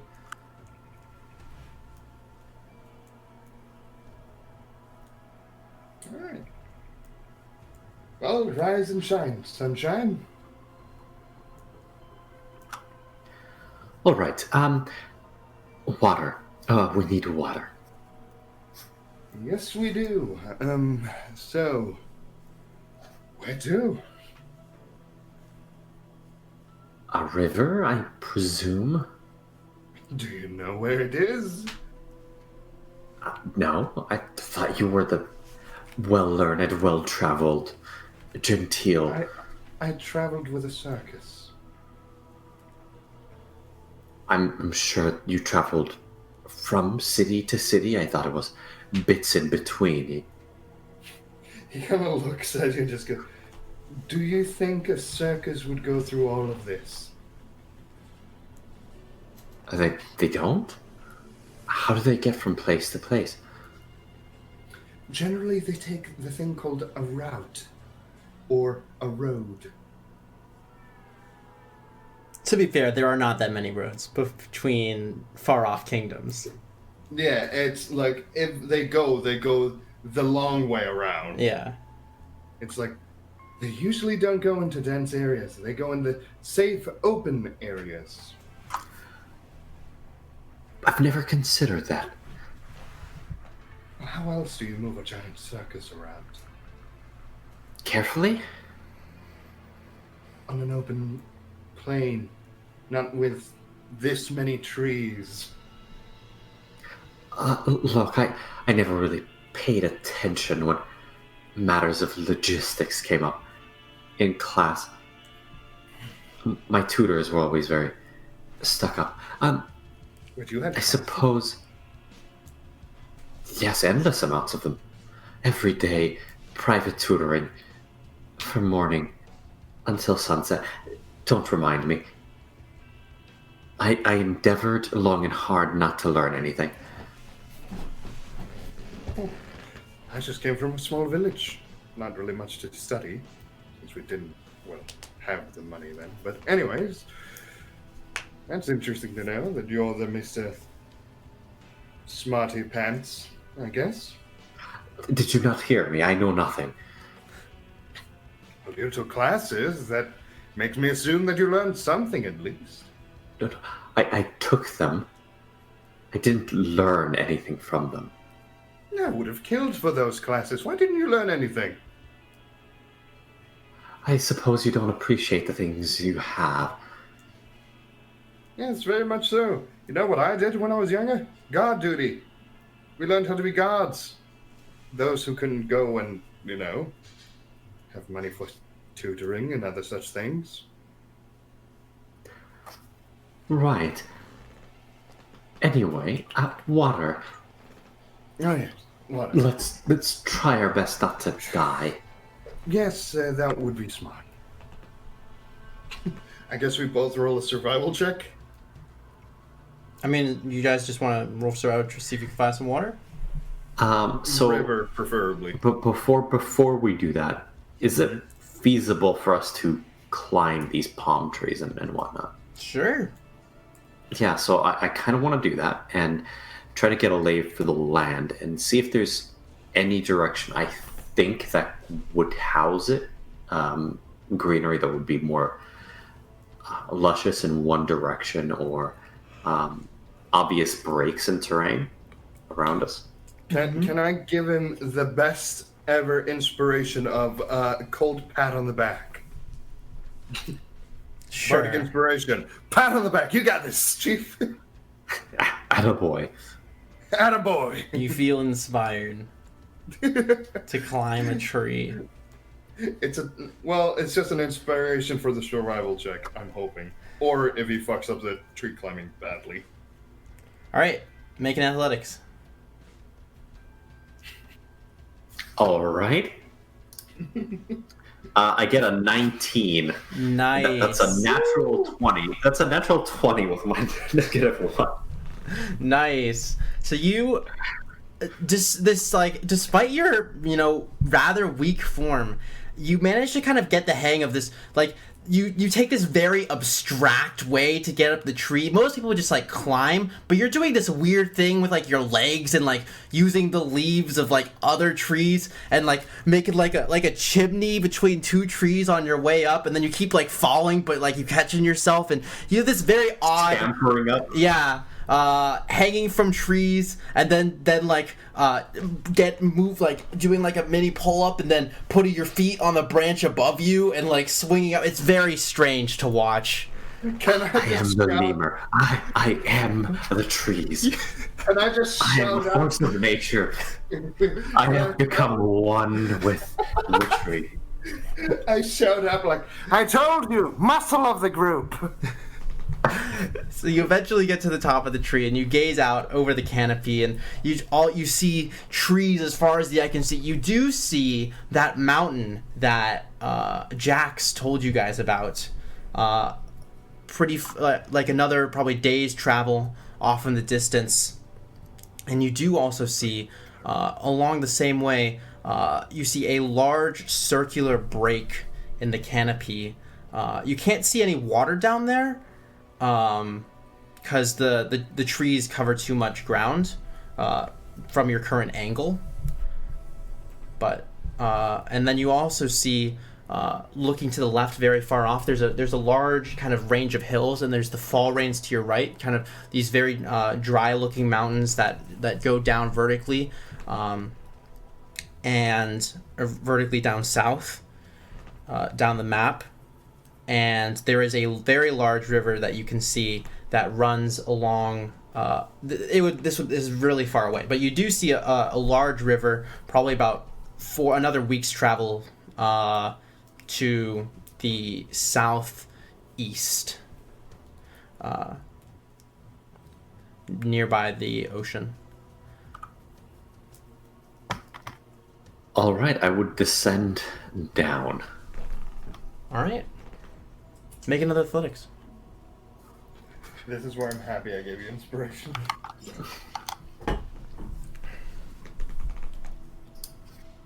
I get an 11. It's good enough. You kind of stumble your way down the tree. You somehow you think that going up was much easier than going down, and your kind of fear instinct kicks in as you look down and see the ground like 30 feet beneath you, and like sweating a little bit. Nature. I'm one with the tree. I'm one with nature. I'm one with the trees. One with the trees. One with. Okay.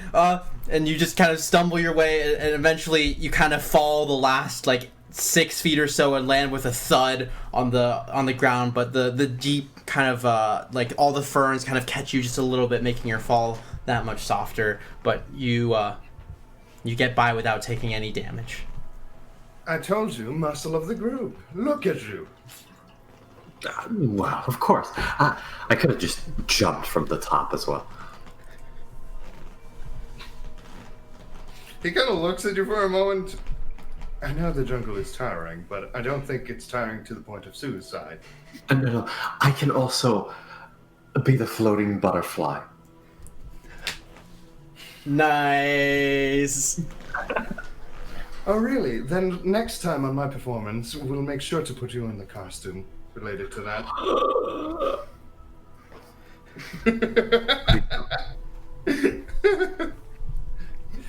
It's not my scene. Oh, don't worry. We'll put you on the stage.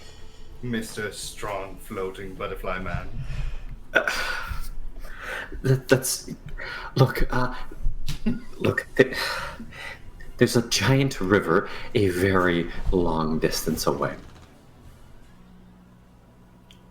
We will not make it in time.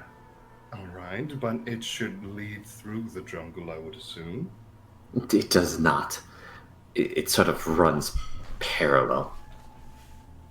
So, what you're telling me is, we were told that there's water in the jungle, and then there is no water in the drum. Well, look, from the angle, because I can only get to the top of the tree, right?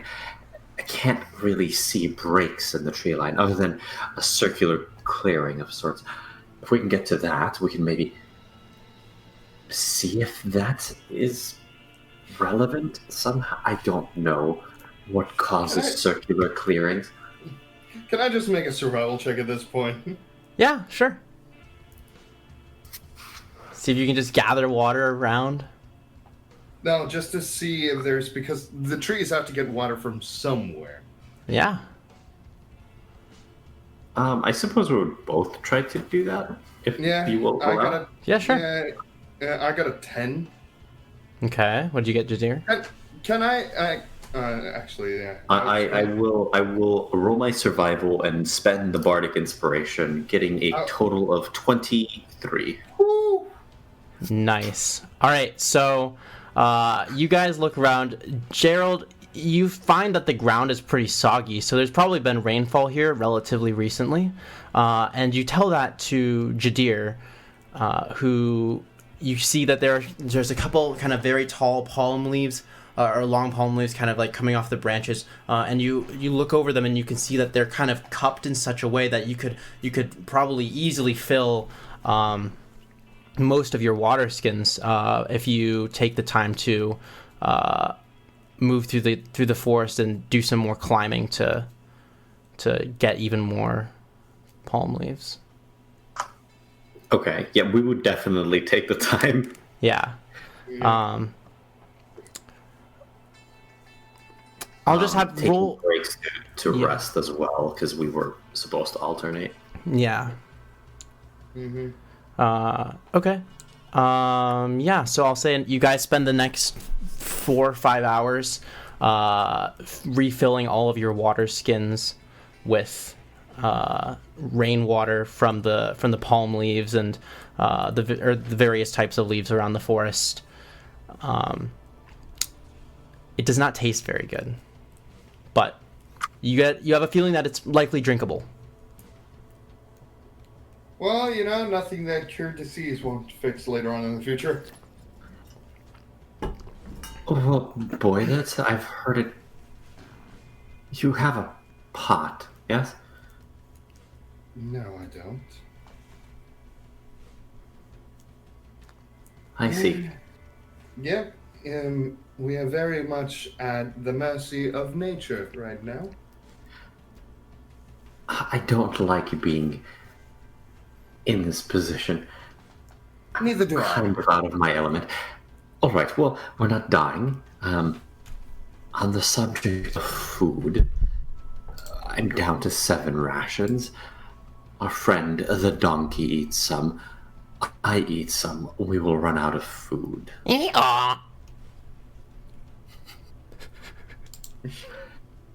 you know how to hunt? You've seen animals, right? I've seen animals, yes, I guess. You know what? Are any of these plants edible? You're looking at the wrong one. Circus, my dear Watson. Circus. Look, you've just told me you're poor. I've heard poor people eat roots. He kind of looks at it and goes, "What is my expertise? What kind of spells do I have? How do you think I managed it?" I understand, but surely you gnarled on the roots of... all right, never mind. I think we need to talk to you how poor people work. I do my best to avoid the lowest of the low. Right now, welcome to the club. Touche.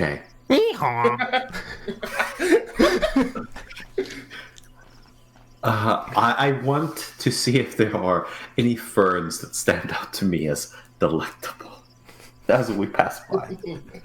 Make a nature check. While he's doing that, can I actually just go and hunt things? I have a I got a crossbow. 4.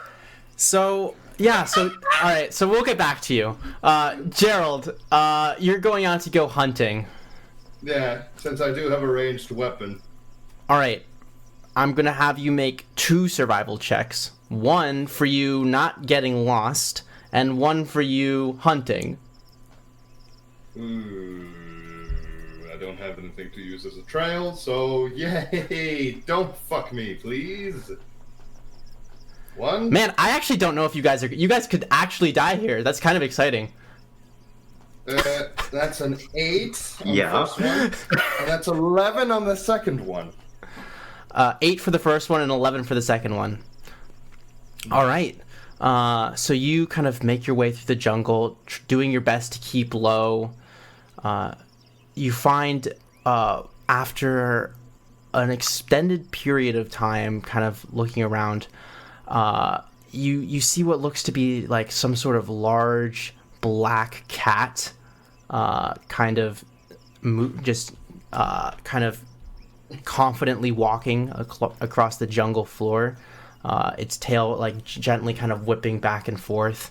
It has like yellow eyes. I'm desperate, but how desperate am I?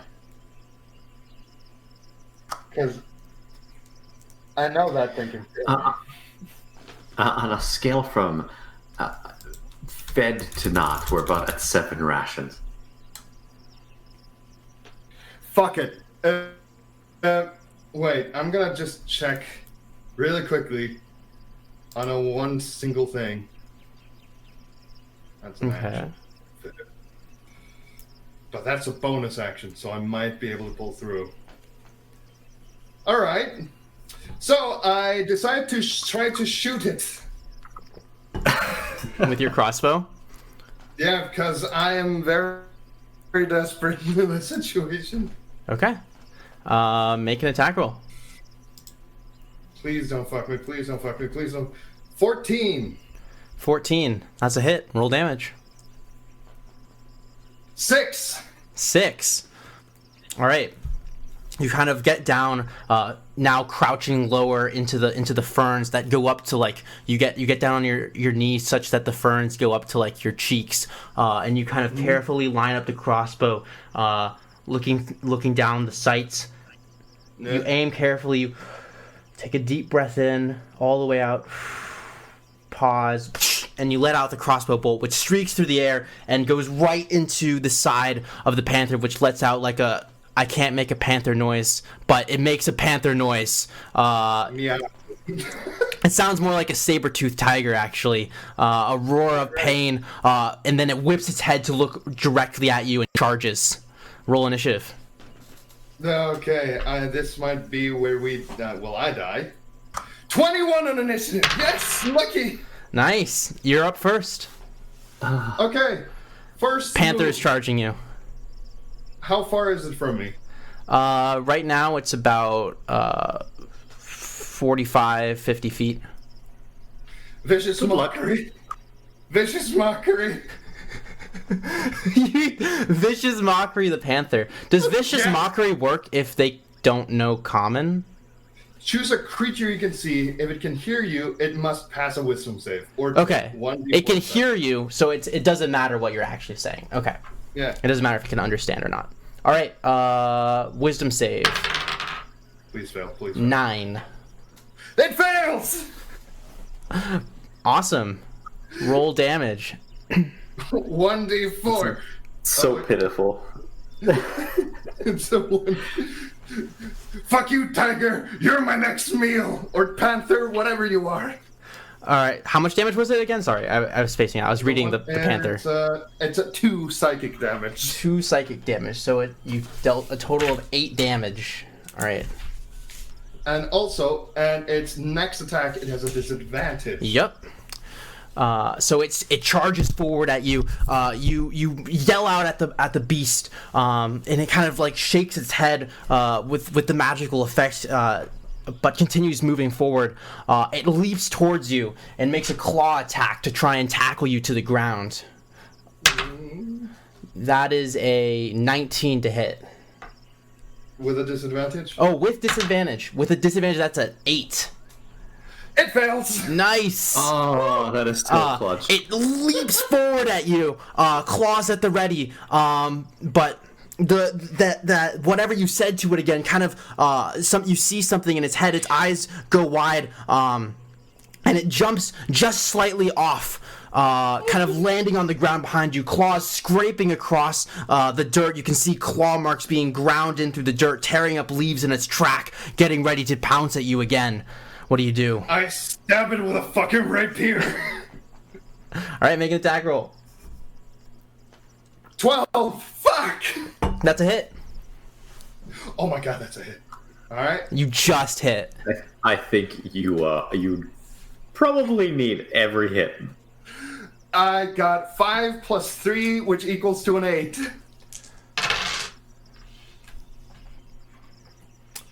8. Yeah. The panther leaps forward, exposing its chest, and you hold out your rapier, penetrating it right through the heart, and the panther sinks down onto the rapier, piercing all the way through the back of its spine and going all the way out the other side. Blood just leaks all over you. You get tackled to the ground with the force of the panther, and the corpse of this 200-pound panther is just laying on top of you, and with your rapier stuck, sticking out of the back. And you're also wet from all the dew now that you landed in on the ferns. I'm just laying in it huh? Do I need a strength check to... Yeah, you're gonna need to make a strength check to see if you can get this. How long is it gonna take for you to wiggle out? Is it an athletics or strength? This would be strength. Okay, just strength. Well, to be fair, I'm not proficient in athletics, so I might as well just roll athletics. So, take a wild guess what I got. Did you just roll nat 1? Yeah. Nice. Oh my god. So Jadir, you rolled a 4 on your nature. You've never been in an environment like this before. You're kind of looking around. You're sure that people eat roots and stuff to survive. One of these ferns has to be edible. How about this one? You're pretty sure that this fern is probably edible. In fact, it's gotta be. It looks, the donkey was eating a fern. It seems fine. This one looks pretty good. It's the best looking one. I'm on a scale from... Yeah, it looks Yeah. clean. It looks, fresh. It's got that sprinkling of dew and water. Yeah, yeah. Commercials. It just... It looks like, a mint leaf in a tea commercial. Yes. I want to eat it. All right, you eat the fern. Okay, do you just tear it off and take a bite? I'm taking pointers from the donkey and just kind of The donkey is the MVP of this survival situation. You kind of bend down and at the tip of the fern, you take it in your mouth. You chew it up. It tastes grassy and very, very plain, yet has a bit of a tang to it that tastes like something that you've never had before. And you swallow it, and you can feel the leaves going down your esophagus, kind of sticking to it a bit as you have to swallow a couple times to get it down all the way. I really wish that I could. You should probably take another bite just to see just how this is. I really wish I didn't roll in that one because I would have loved to walk onto this. always open to new experiences. Right. So yeah, you Keep munching away. You keep munching away at the fern. You eat a solid half of a fern leaf. The donkey beside you.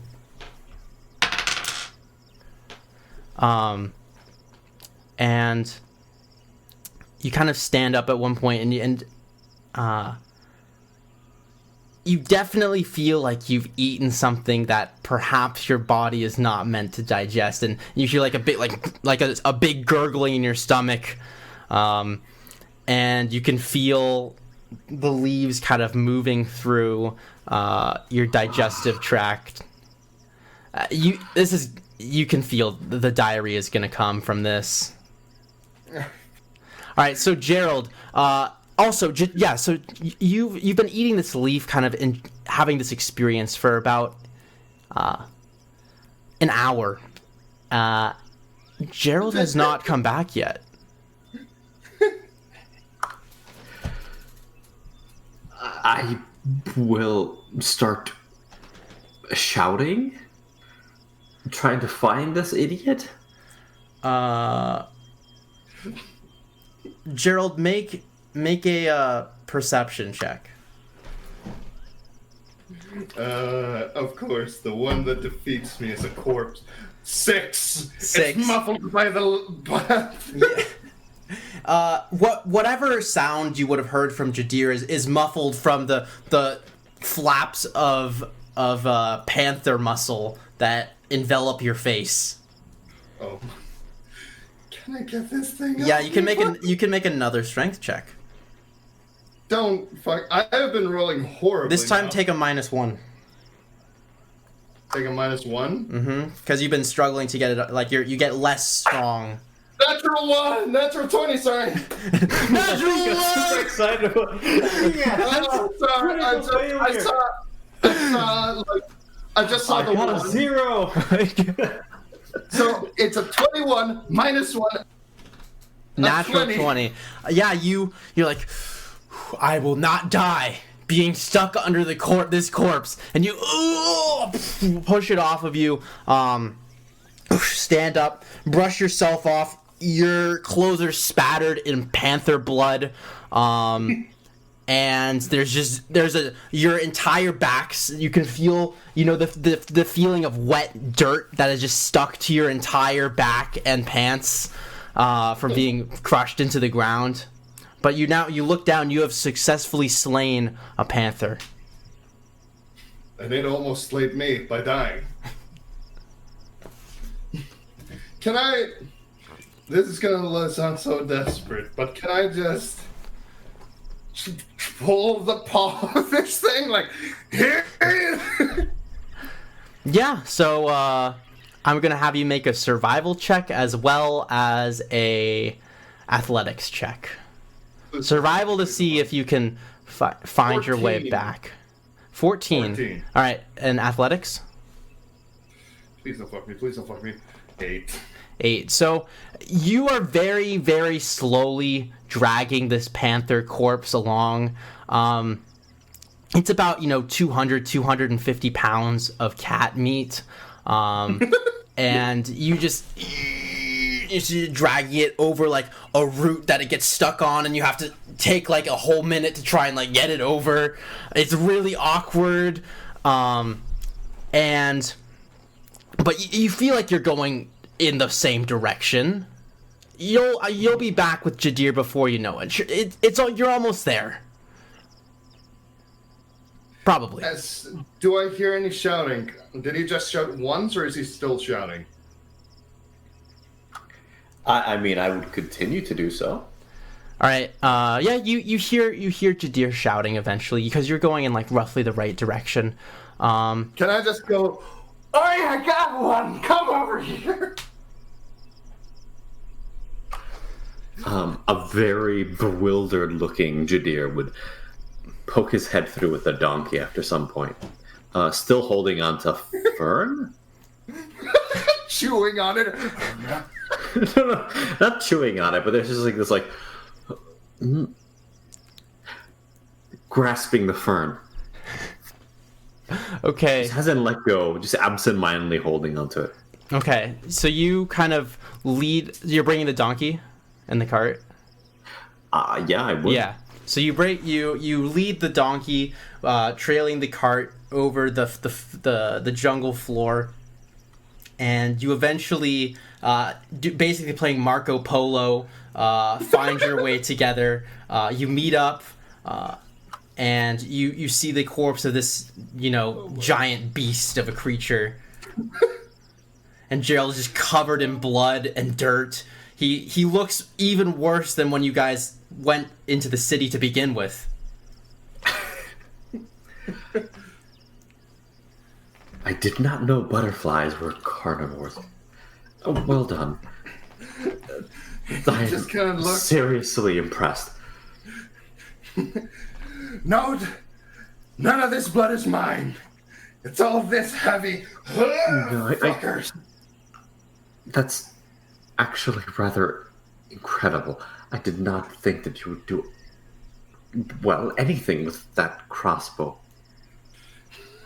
Just kind of looks at you, like, not 1,000-year stare, but like, I'm genuinely pissed that you're still letting me pull this by myself. I'm sorry. I must. Well, look, just wait here, all right? I'll be right back. You do not leave until this thing is on that cart. Does he have to do a Constitution save? No, not yet. I'm half expecting a. Jadir is going to park the donkey to the side and then mold earth the terrain under the corpse to rise up, sort of gather a mound. Nice. Yeah, the ground itself kind of lifts up like a rolling hill to gently place the panther in the cart. Like, All right, done. Now, wait here. all right. He's like, all right. Is there any sort of water where you can wash the blood off? No. All right. I guess when I mean, you you're could ready- roll around in the dew, see if that does anything. No, You I'd could dump rather- some of your gathered water on yourself. No, I'm not gonna do that. I'm not desperate enough. I'll just look badass when I come back to town. Covered in panther blood. All right, Jadir, what are you doing? I am having a moment Do I to hear- myself. Yeah, Do I hear flashbacks something? to Clyde Bates. I know, right? It's happening all over again. It's like, Wait, is do I this hear- how I die again? When you died like this? As the fern, there's an aftertaste of perhaps red hot ghost pepper flakes on the bottom of the fern. Do I hear the agony that's going on somewhere? You hear like very a muffled like He just kind of goes, "Dear, are you okay, bud?" And like is approaching closer. yeah. Just like low moaning. If I only hear moaning before I see him, I'm just like, all right. You know, there are better times for pleasuring yourself, and then I arrive the corner. Oh no. That's awkward. Yeah. You know, I'm hunched over a tree. I'm sitting on a low-hanging branch. I just kind of look at this and go, oh, I'll leave you to it.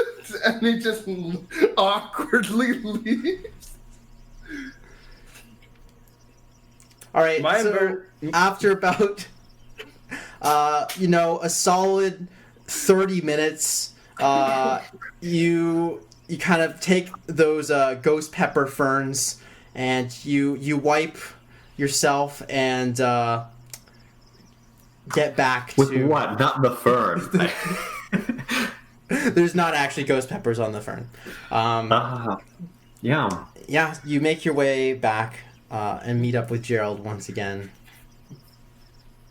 So, what happened? Let's not talk about it. Anyways, seeing that the donkey quite likes the ferns and stuff like that. It seems I while you were recommend- gone, the donkey did the same. The donkey shat itself. Yeah.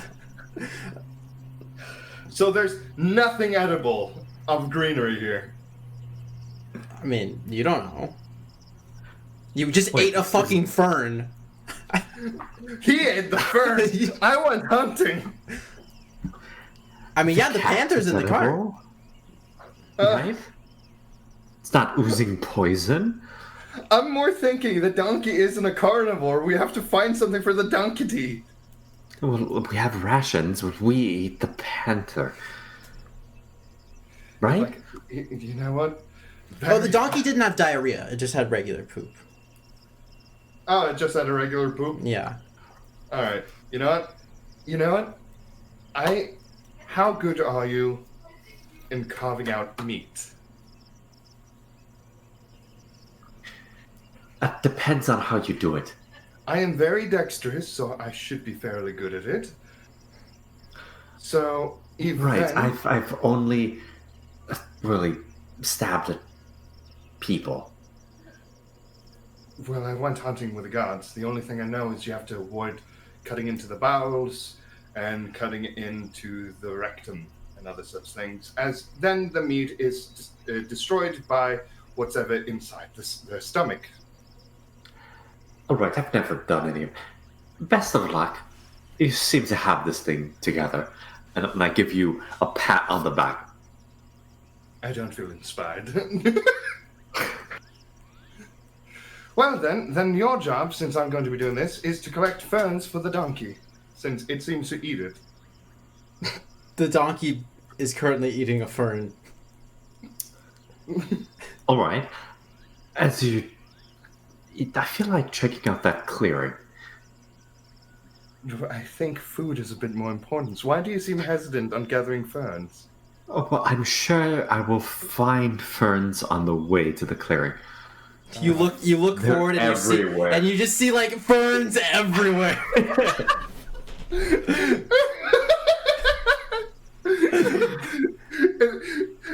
I'm just like, are you okay, Jadit? You seem a bit shocked. Did you just not... Alright. Whatever. I have things to do. Best of luck. All right. And Jadir will try to walk towards the clearing, whichever direction he thinks it's in. All right. Make a survival.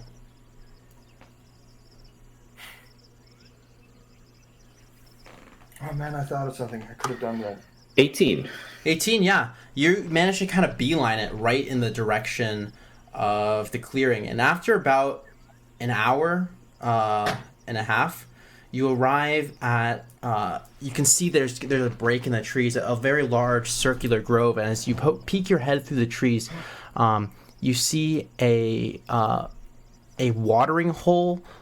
However, when you look down at the water, you can see that there's algae just growing an entire kind of halo ring around the side. The water looks very dirty and murky. And when you take a closer look, you can see like a quick, as you kind of lean over the water, underneath the reflection you see in the shimmering surface, there's a quick movement of as something long and squiggly quickly worms away from your looming presence.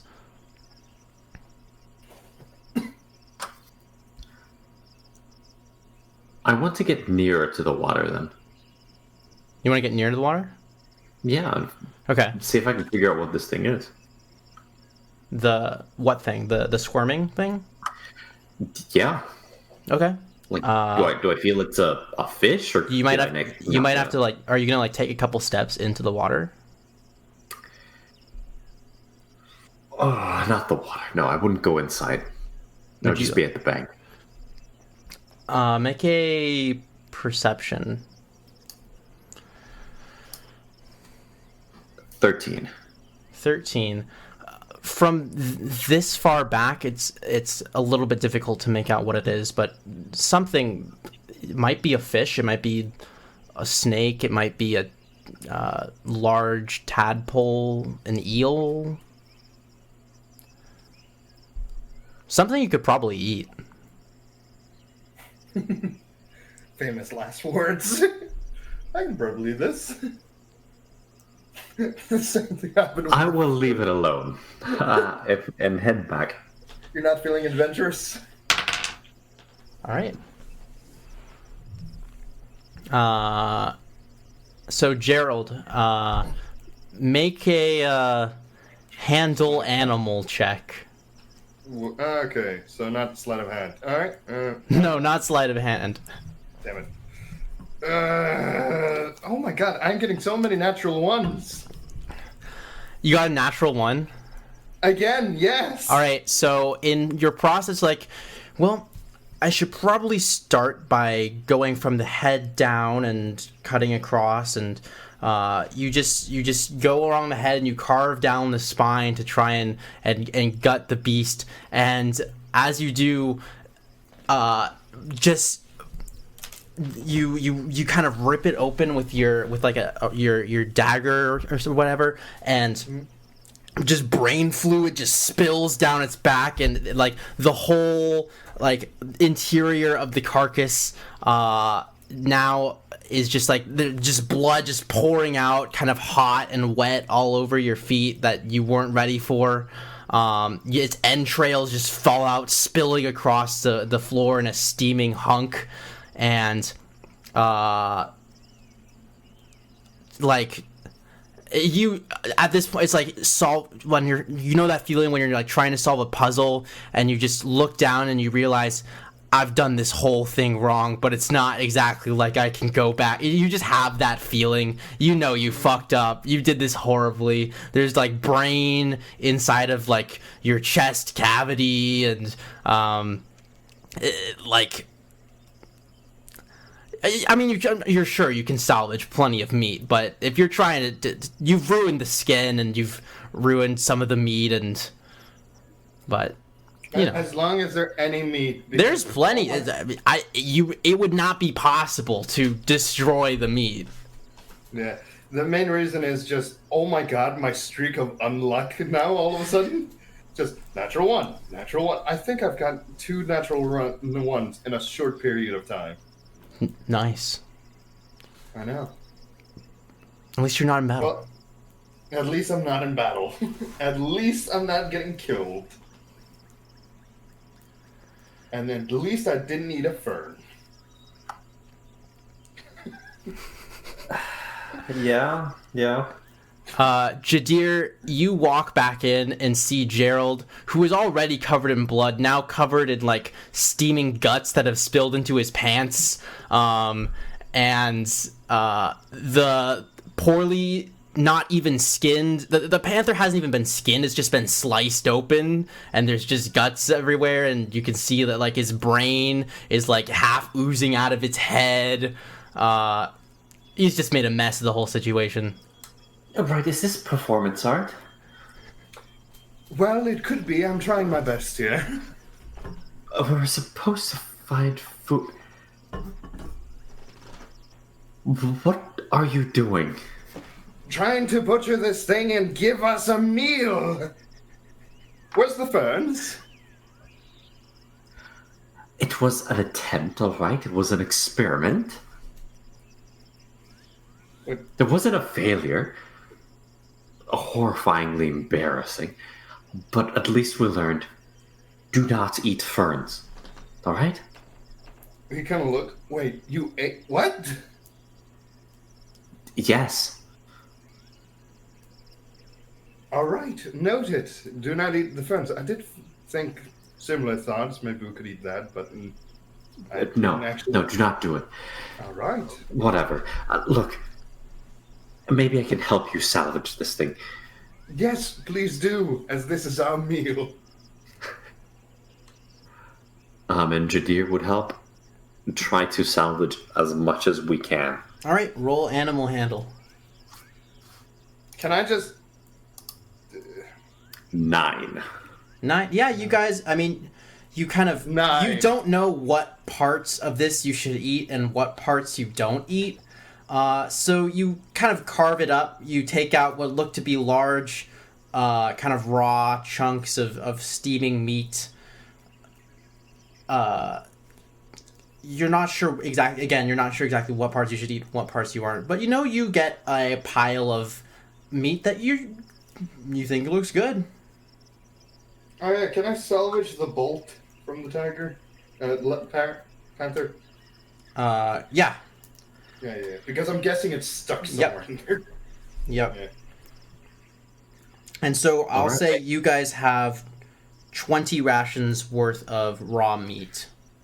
Whew! It could have been better, but at least it's food. So now we eat the meat, and the donkey eats the rations. Even in your position, you get a sense that you should probably cook the meat before you eat it. Well, Yeah. we got Porch Boy over here, so we should be fine. He just smiles. So I am the human lantern. The tiefling lantern. No, you're the human lighter. Yeah. The tiefling torch. Tiefling torch. Yeah. It's like, Tiefling torch, we need you. What do you need, citizen? Please light this campfire. I think we would just prepare all of the meat at this point. Like, there's no point having it be raw and sticking around. I think it's just True. cook all of it at once. Yeah. It You does also last you get a longer. sense that you're not going to be able to eat all of this before it rots. Watch us. We can just, I mean, we have seen dried meat many times. I think we could just make most of it into rations and then try to smoke the rest. How? Meat Well- also lasts a lot longer. When it lasts around a week when it's cooked. If you're willing to go past a couple of things, it's like if you cut out the small rots out, you can make a meat last without anything last a week. But after like the last week, it's basically there's nothing left of it. All right, screw the smoking. We don't have the proper equipment. We'll just cook Yeah. it thoroughly and muscle through, I suppose. We All could right. make charred meat. If we make charred meat, it lasts longer, but it will be disgusting and make us thirsty. Charred meat it is. All right. So you guys have like plenty of ration. You guys, I'll say you guys get like 6 rations of nice panther meat. It tastes like chicken, but kind of sour and tart. Not the greatest thing you've ever had. But it will last. So to the mines as quickly as wherever that resource is, as quickly as possible. Okay, so you said that we had 20 before, and Yeah. cooking it we got 6. You got. I mean, you can you can cook as many as you want.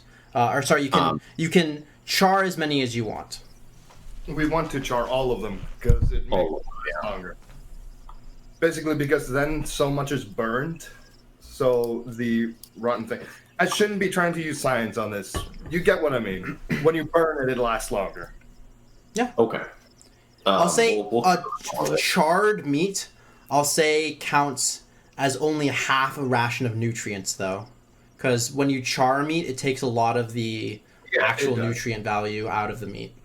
It Okay, does. I'll have it to 10 then. Okay. Okay.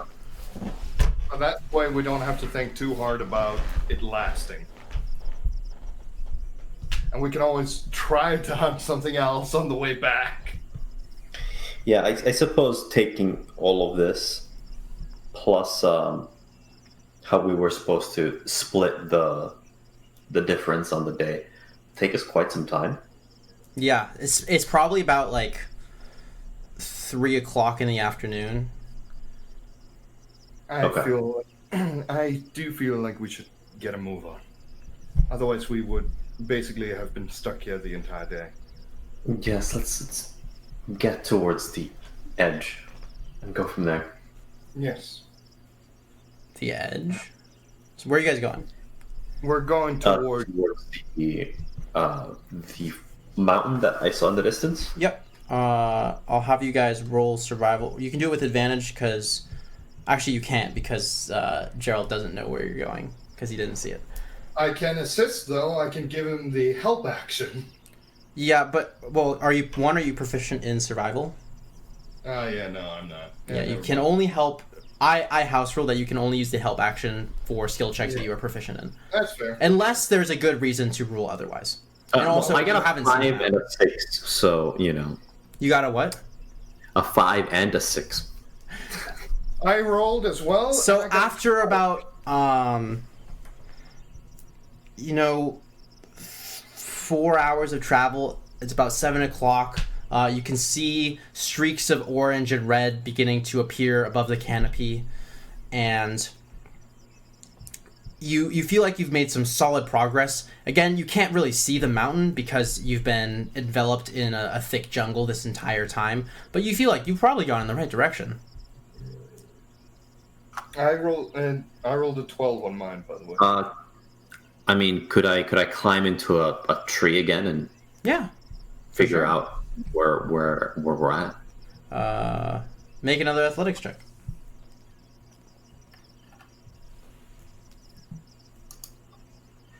I get an 8.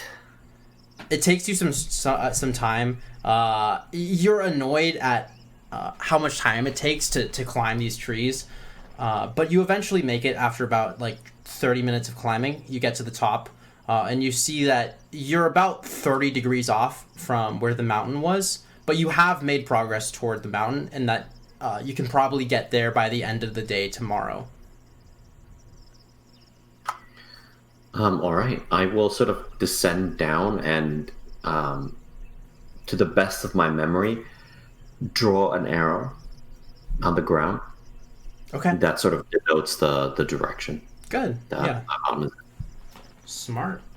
Also, I'm gonna do one thing, which is also fairly smart. I'm gonna take a knife, and whatever tree we get past, I'll make a cut towards the direction that we're walking in. Kind of like a makeshift arrow. So every tree in our path from that point. Okay. What are you doing? So Gerald is basically cutting into the tree with basically just a line forward. And basically every tree that they pass, he does that to kind of give them some sort of a way to get back. All right. Well, you guys are you guys pushing through the night, or are you making camp? I kind of... No, we have to make camp. yeah. All right. You guys set up camp again. So again, I want you guys to mark off 3 rations and 6 water supplies. Mm-hmm. And then, yeah, so let me roll, see if anything happens during the night. Night passes uneventfully, although you feel uneasy being stuck in the forest for so long. And there's a lot of kind of jungle creatures. At one point, you guys are kind of keeping watch, and or Jadir, you're on watch, and you see a snake that creeps up behind you without you noticing, and starts slithering across your leg, which kind of freaks you out, and you like kick it off to the side. But the night passes fairly uneventfully, and you wake up and you continue your journey. And this time, since you guys took such care to go in the correct direction, I'll say roll with advantage for survival.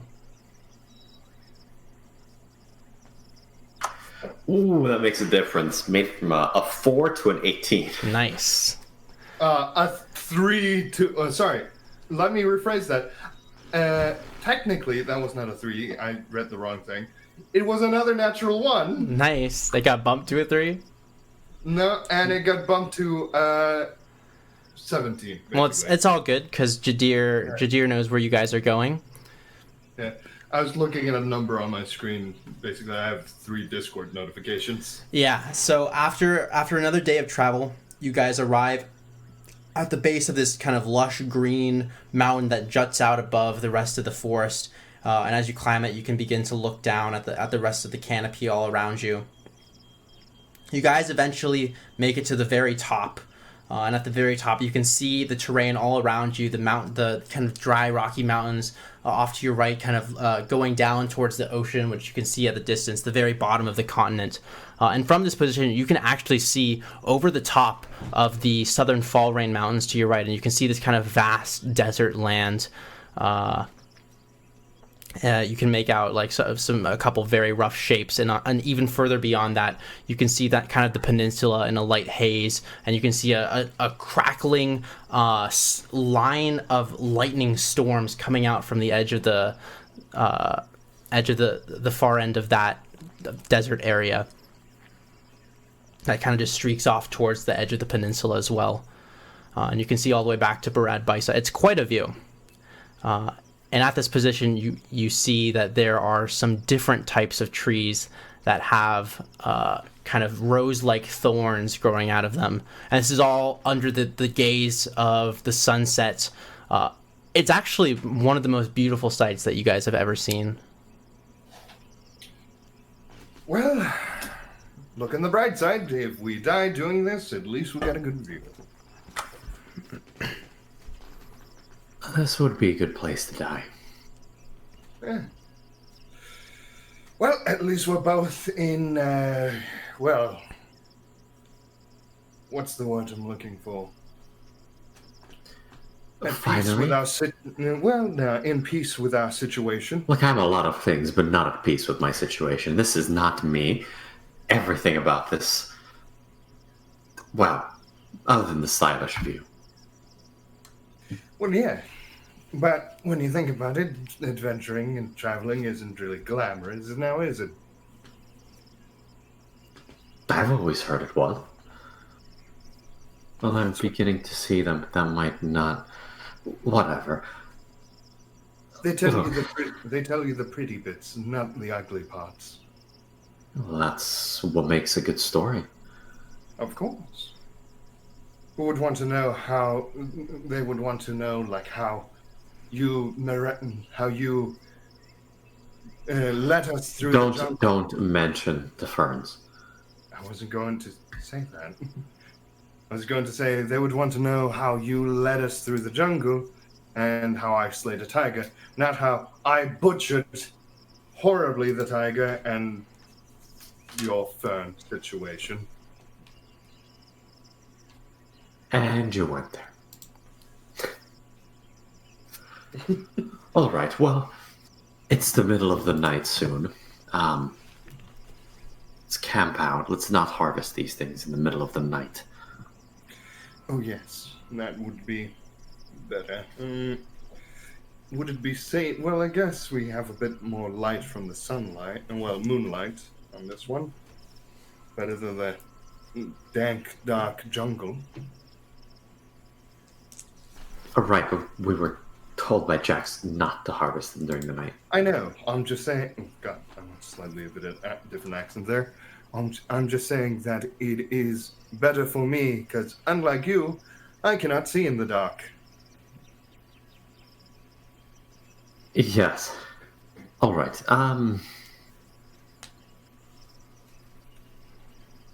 Is there anything that you need to do here? I think we should just camp out. Looks at you. What would I do? We're in the middle of nowhere. Well, we've had quite a few things to do with meat, and you've been a valiant hunter. Are you asking me to go back in there to hunt more? No. By the way, where's the donkey? Because I'm assuming that we could take Yeah, the donkey, you could have brought the donkey up, but this specific terrain is not suitable for the cart. No. Okay. Which is soaked in panther blood. I recommend All your stuff that was on the cart got covered in panther blood, by the way. Yeah. So I recommend we do this. I recommend we take the donkey up so we can actually keep an eye on it. But the cart can stay there. All right. The donkey climbs with us. Actually, wait, no, sorry. We can camp where the donkey is. Sorry. If we... just really I don't want to leave it without a guard. The colossal bird could come down and I know. pick this thing up. But that's what I'm saying. If we leave it down there, and someone is, are we in character? Oh yeah, sorry. If we leave it down there, and someone always stays camp, yes, we would have to carry the rocks down a hill, back up, down a hill, back up. But at least that way, we always have one person keeping an eye on the cart and the donkey. Well, screw the cart. I mean, look around you. There's no one here. Yes, but what is concerning is the blood. And? Well, there's definitely more predators than just that. And he points at, like, the meat chunks. Well, we can just take the meat with us and leave all the rest of the gear. The weight is mostly water anyway. All right, we can do that. Take the rations, take the donkey, go for a climb. It'll be fun. I really hope this doesn't backfire. So we leave the blood-infested cart with most of the water and such. Okay. Yeah, so you guys go up to the top. Pretty view. Spiky trees. How does the donkey react? I must know. The donkey slowly goes up the hill, but it follows where you guys lead. Now, how does it react to the view? The donkey goes and then bends down and munches on a fern. I know. Wise words, Donkey Chan. Wise words. We'll try to educate the donkey at a later time. It is wasted on him. Well, to be fair, I'm just trying to brighten the mood.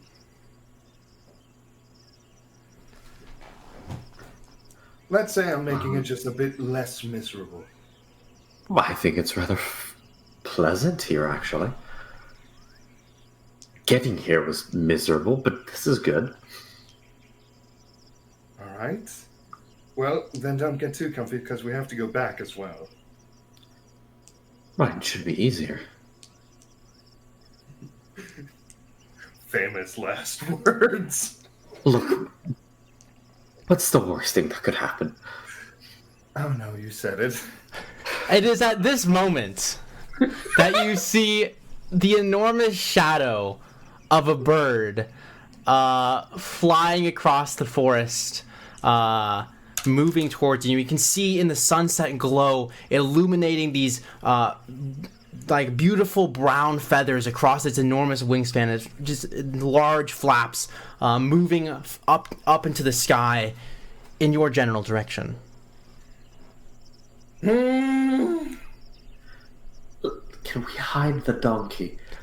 Go down with the donkey, go down with the donkey, down with the donkey. Look, we don't want to get caught in the middle of the climb. Do you think it's going to dive for the hill? That way it's going to go face first into the hill and kill itself. Just Skyrim physics. Fucking break its neck. I'd rather be in- One moment. And Jadir is going to silent image a large rock over us. All right. All right, that's actually good. Can you see through the silent image? That's your call. It doesn't say in the spell. No. Illusions are famously. I'll say I don't think you can see through your own illusion like a ghost. I don't think. I think he illusioned the rock. So you it's can- just the powder. All right, so you guys are currently kind of like under that cloak that makes you look like a rock. You guys can't see out. It's dark around you. Can I make the donkey lay down so it's lower on the ground? Roll animal handling. Can I get Jadir to help me? If he's proficient in animal handling. I'm currently concentrating on a spell. I'm like... All right, I rolled and I just got lucky. 14. Yeah, 14. The donkey kind of looks at you for like a solid 10 seconds of not doing anything before just like falling over and donkey snoring on the ground. Okay. All right. You're not sure if he laid down because he was listening to you or because he just wanted to lay down. You know what? It works. Anyways, what We happened? take those.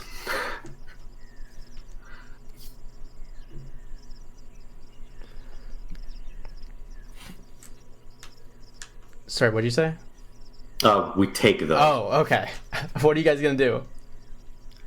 The plan is to camp out and wait for tomorrow morning. All right, so you're just gonna concentrate on this illusion for how long?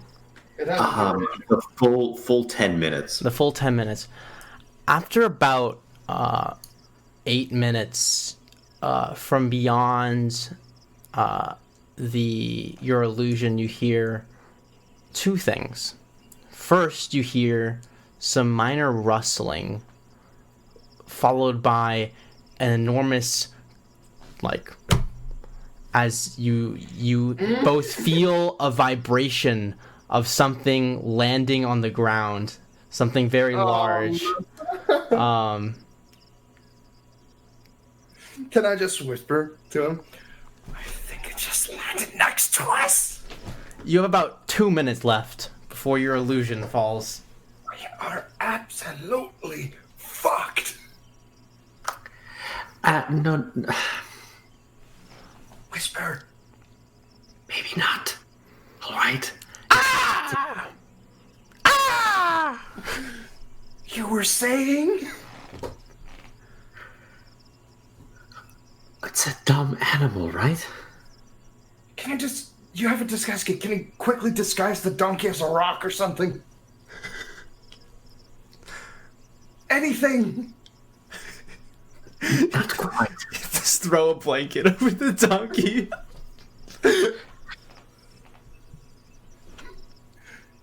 You know what? Wait. I have the shitty clothes. Do you have yours on you? No, just No. Hear me out. Do you... just wait. About a minute left. I have a plan, all right? I swear to God, this better be a good one. Are you waiting until the illusion drops? I would wait until like my concentration is wavering on it. Okay, you feel your concentration beginning to waver as the spell begins to flicker out. All right. Right as the illusion is about to flicker out, it's about to get very dark. Right? I guess. Just don't panic. And I would like to, when my illusion drops, to cast darkness using 2 sorcery points on it. Okay. Through the Eyes of the Dark feature. So I would be able to see through the darkness. Yep. So as soon as the illusion kind of flickers out like a fading light bulb, till it poofs, and then you immediately bring your hands together into a ball of darkness, and then push them out, and this like sphere of like sheer pitch blackness envelops you. You hear the donkey go, "Arr! Arr!" And kind of like stand up, making very strange noises that you didn't know donkeys could make. And then you hear the quick sound, like the hoof prints of a donkey wandering around as fast as it can confusedly. Can I hold like the rope that we've kind of? I'll say, yeah. Oh, did you have the rope still attached to the donkey? Okay. Were you holding the rope while this was happening? I assume we would. All right, yeah. In that case, you kind of pull on it, and you're like, as it kind of gets taut around the neck. The donkey's still moving around in different directions. You said the 20-foot radius? So I would cast the darkness on something that's on my body. Okay. It has a 15-foot radius. 15-foot radius. But you can see through the darkness, and you see this enormous bird, like 15, 20 feet tall, perched at the top of the mountain, looking down curiously at this sphere of darkness around you. You can see, like, very slowly inching its beak towards the edge of the sphere, and then kind of like you can see like these eyeballs the size of like clock tower clocks. You see the pupils just like bowling balls just moving left to right, staring down at the sphere of darkness. Ah! I swear to God, help me shut this thing up and let's leave. I don't know where, but let's leave. And with that, the you see its beak suddenly dart down into the sphere and grab. Actually, it's gonna make with disadvantage, but it's gonna make an attack roll at the donkey.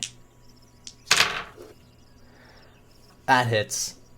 The donkey gets enveloped in the beak of this enormous bird who rips it out of the sphere of darkness, tosses it up into the air, and then the beak slaps shut, devouring your oh yeah, Gerald, you don't see anything. You feel the rope suddenly get tugged with extreme ferocity.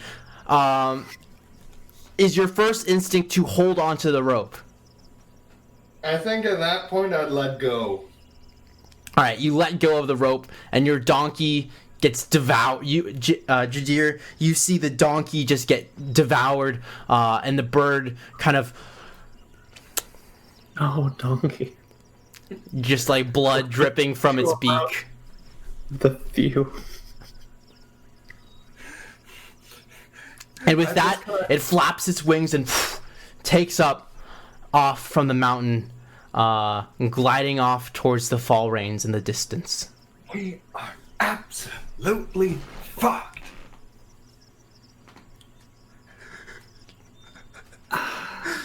Quite. You had to say it, didn't you? You just had to say it. Look, at least it's fed now, alright? Problem averted. How are we gonna get back with all the rocks?